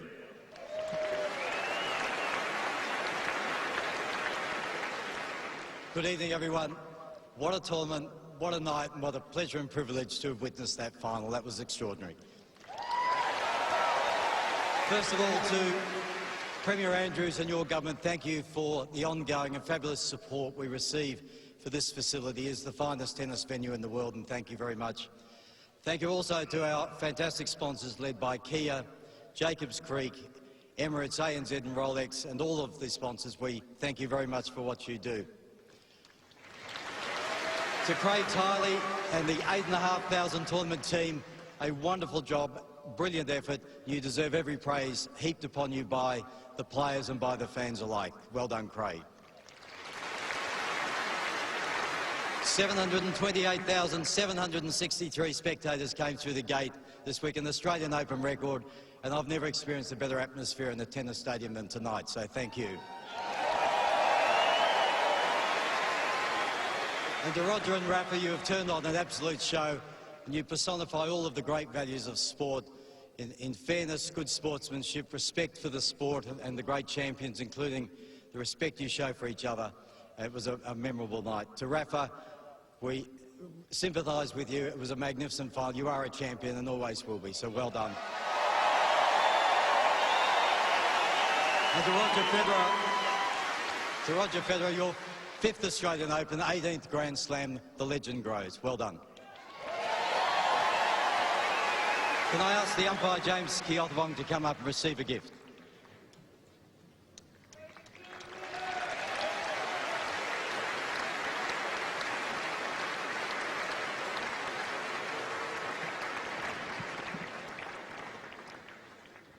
Thank you, James. Congratulations, and thank you also, Steve. So now, ladies and gentlemen, it gives me great pleasure to ask Mr. Cho to come forward again and present the cheque, and to Mr. Rod Laver to present the trophy to our runner-up. An icon of the sport who once again has wowed us over the past fortnight with his unrivaled athleticism, his passion and his skill. A 14-time Grand Slam champion, and based on what we've witnessed over this past fortnight, a contender for many years still to come. Ladies and gentlemen, our runner-up, Australian Open 2017, Rafael Nadal.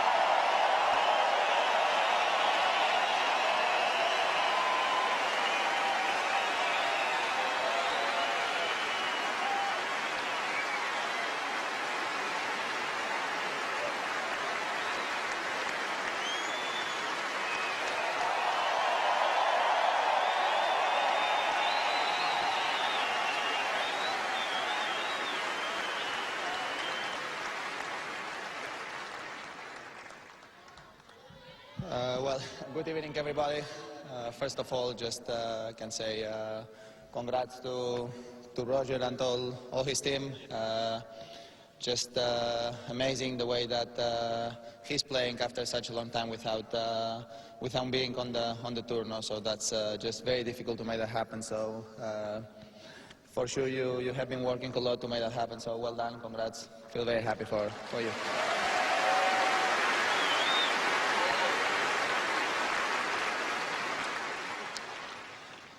Well, for me personally, have been a great month. You know, for the first time in my career, I spent 1 full month here in Australia, starting playing in Brisbane, then playing the Fast Four in Sydney, and now being here for the last 3 weeks. You know, so just amazing month for me. I really enjoy it a lot. This beautiful country, fantastic people, supporting a lot, all the events.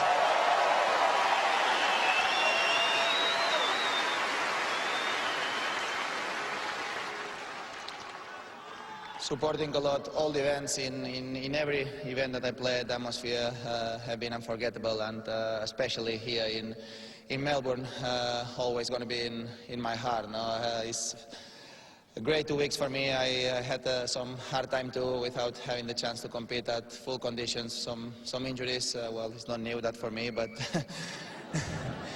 but it's still always tough when it happens. No? So I worked very hard to be where I am today. I fought a lot during the both weeks. Today, I think was a great match. Probably Roger deserved a little bit more than me. So I just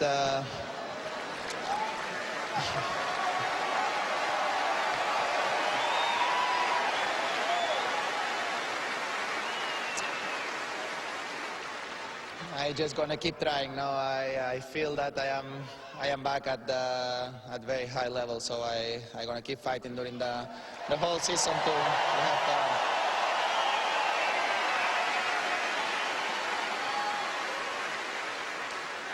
have a great season and for sure to come back here for so many years and keep trying to have this trophy with me. That is the third time that I have this. This is beautiful, but but it's still much better the trophy. So I'm gonna keep trying hard to have the trophy again with me in the future. Just can say thank you very much, all my team. You know, we have been working hard during a lot of months to be where we are. So just thank you for all the support, family, people, everybody who made possible that I am here again. So for sure, all the sponsors who made possible this amazing event. One of the best the best events of the world of sport, without a doubt. So many thanks to all the sponsors, and especially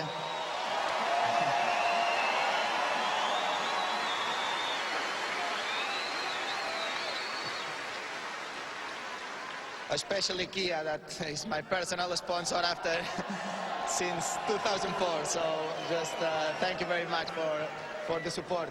And last thing, just many thanks to all the people who made possible the event, all the organization, President Craig Tidley, who is one amazing tournament director, everybody who made possible this, probably the best organized event of the world for the players. No? So just many thanks to all Tennis Australia for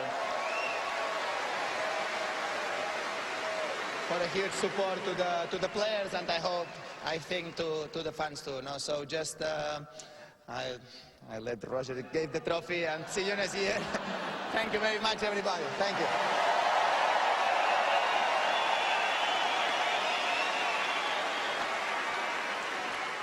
Rafa, well done. Such a gracious and humble champion. Our congratulations again to our tournament runner-up, Rafael Nadal.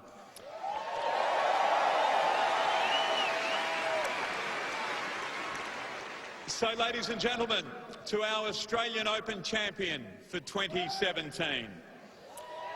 A legend who tonight featured in his 100th Australian Open match. Undoubtedly, one of the most popular players, if not the most popular player ever to grace us here at Melbourne Park. And now, the holder of 18 Grand Slam singles titles, five of which have been won right here on Rod Laver Arena. Ladies and gentlemen, the 2017 champion of the Australian Open, Roger Federer.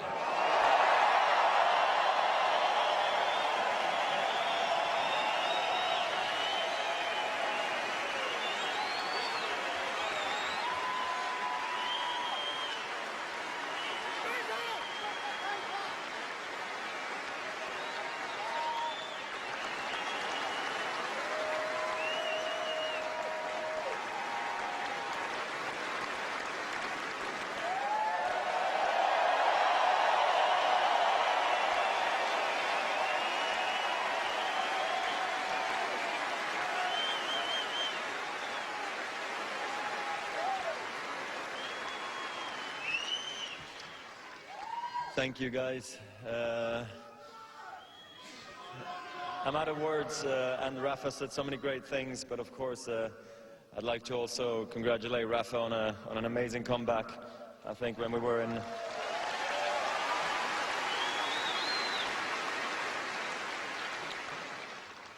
I don't think we both, either one of us, believed that we were going to be in the finals of Australia when we saw each other at your academy.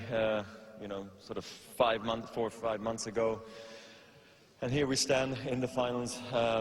You know, I'm happy for you. I would have been happy to lose too, to be honest. The comeback was perfect as it was. So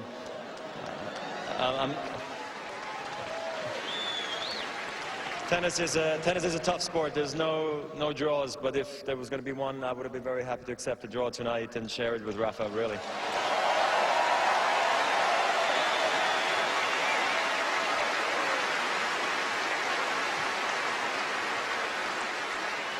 I know everybody says they work very hard. I did the same. I try really not to shout about it because we got some serious legends and toughest guys in the game, like in Rafa here tonight. So, but I'd just like to thank my team because it's been a different last 6 months. Let's be honest. I wasn't sure if I was going to make it here, but here I am, and we made it. So I'd just like to thank you guys. Thank you.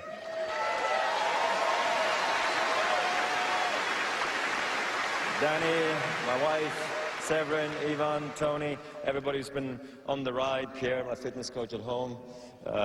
It's been amazing, so thanks for that.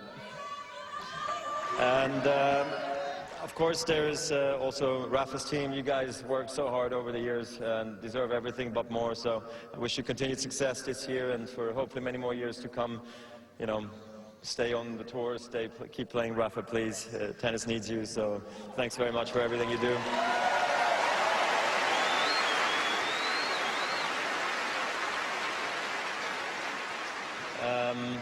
Then I'd like, of course, to thank all the sponsors. You know, this building is amazing. Thanks, Rocket, for being here tonight. Again, with your presence, it's always wonderful to have you here. It means so much more to both of us.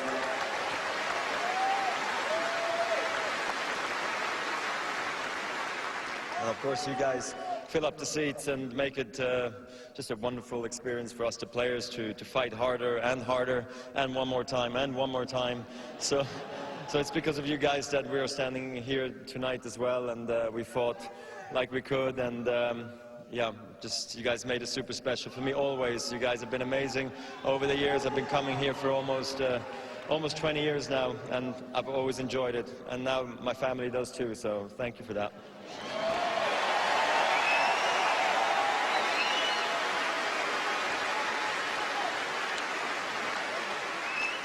Yeah, and I hope I didn't forget anything, but just thanks again for everything to everybody. And of course, I hope to see you next year. If not, you know, this was a wonderful run here, and I can't be more happy to have won tonight. Thank you very much, guys.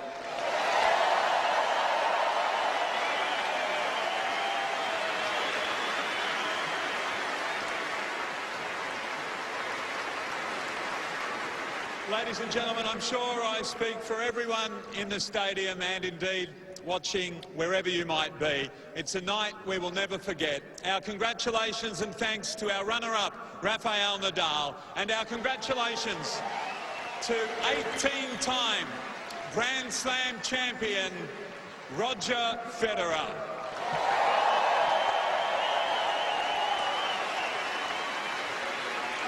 Ladies and gentlemen, that does conclude our official presentation. There will be, as is customary, a photo opportunity, and then, of course, Roger will complete a lap of honour with the Norman Brooks Challenge Cup. Thank you very much, ladies and gentlemen, for being here, and congratulations again to Rafa and Roger.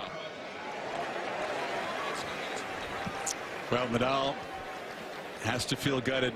Up a break, that missed forehand at 3-2. He'll think about that. You can see how disappointed he is, putting on a brave face. But the night belongs to Federer. Well, it sure does, and both guys put it very well when they said it's nice, extra special to have Mr. Rod Laver. This arena is named after my idol, millions of others, and Roger Federer has solidified himself as the greatest of all time. Until Nadal wins the French. And then we'll rethink it, but it's going to be a heck of a year in tennis, that's for sure. Well, it's off to a great start. We know that. A precious occasion, something fans have hoped for and fantasized about, comes true here in Australia, and you couldn't have asked more drama. Nadal had Federer on the ropes, but he fights back to claim his 5th Aussie, his 18th major title. Let's head now to SportsCenter. Back for more coverage here soon.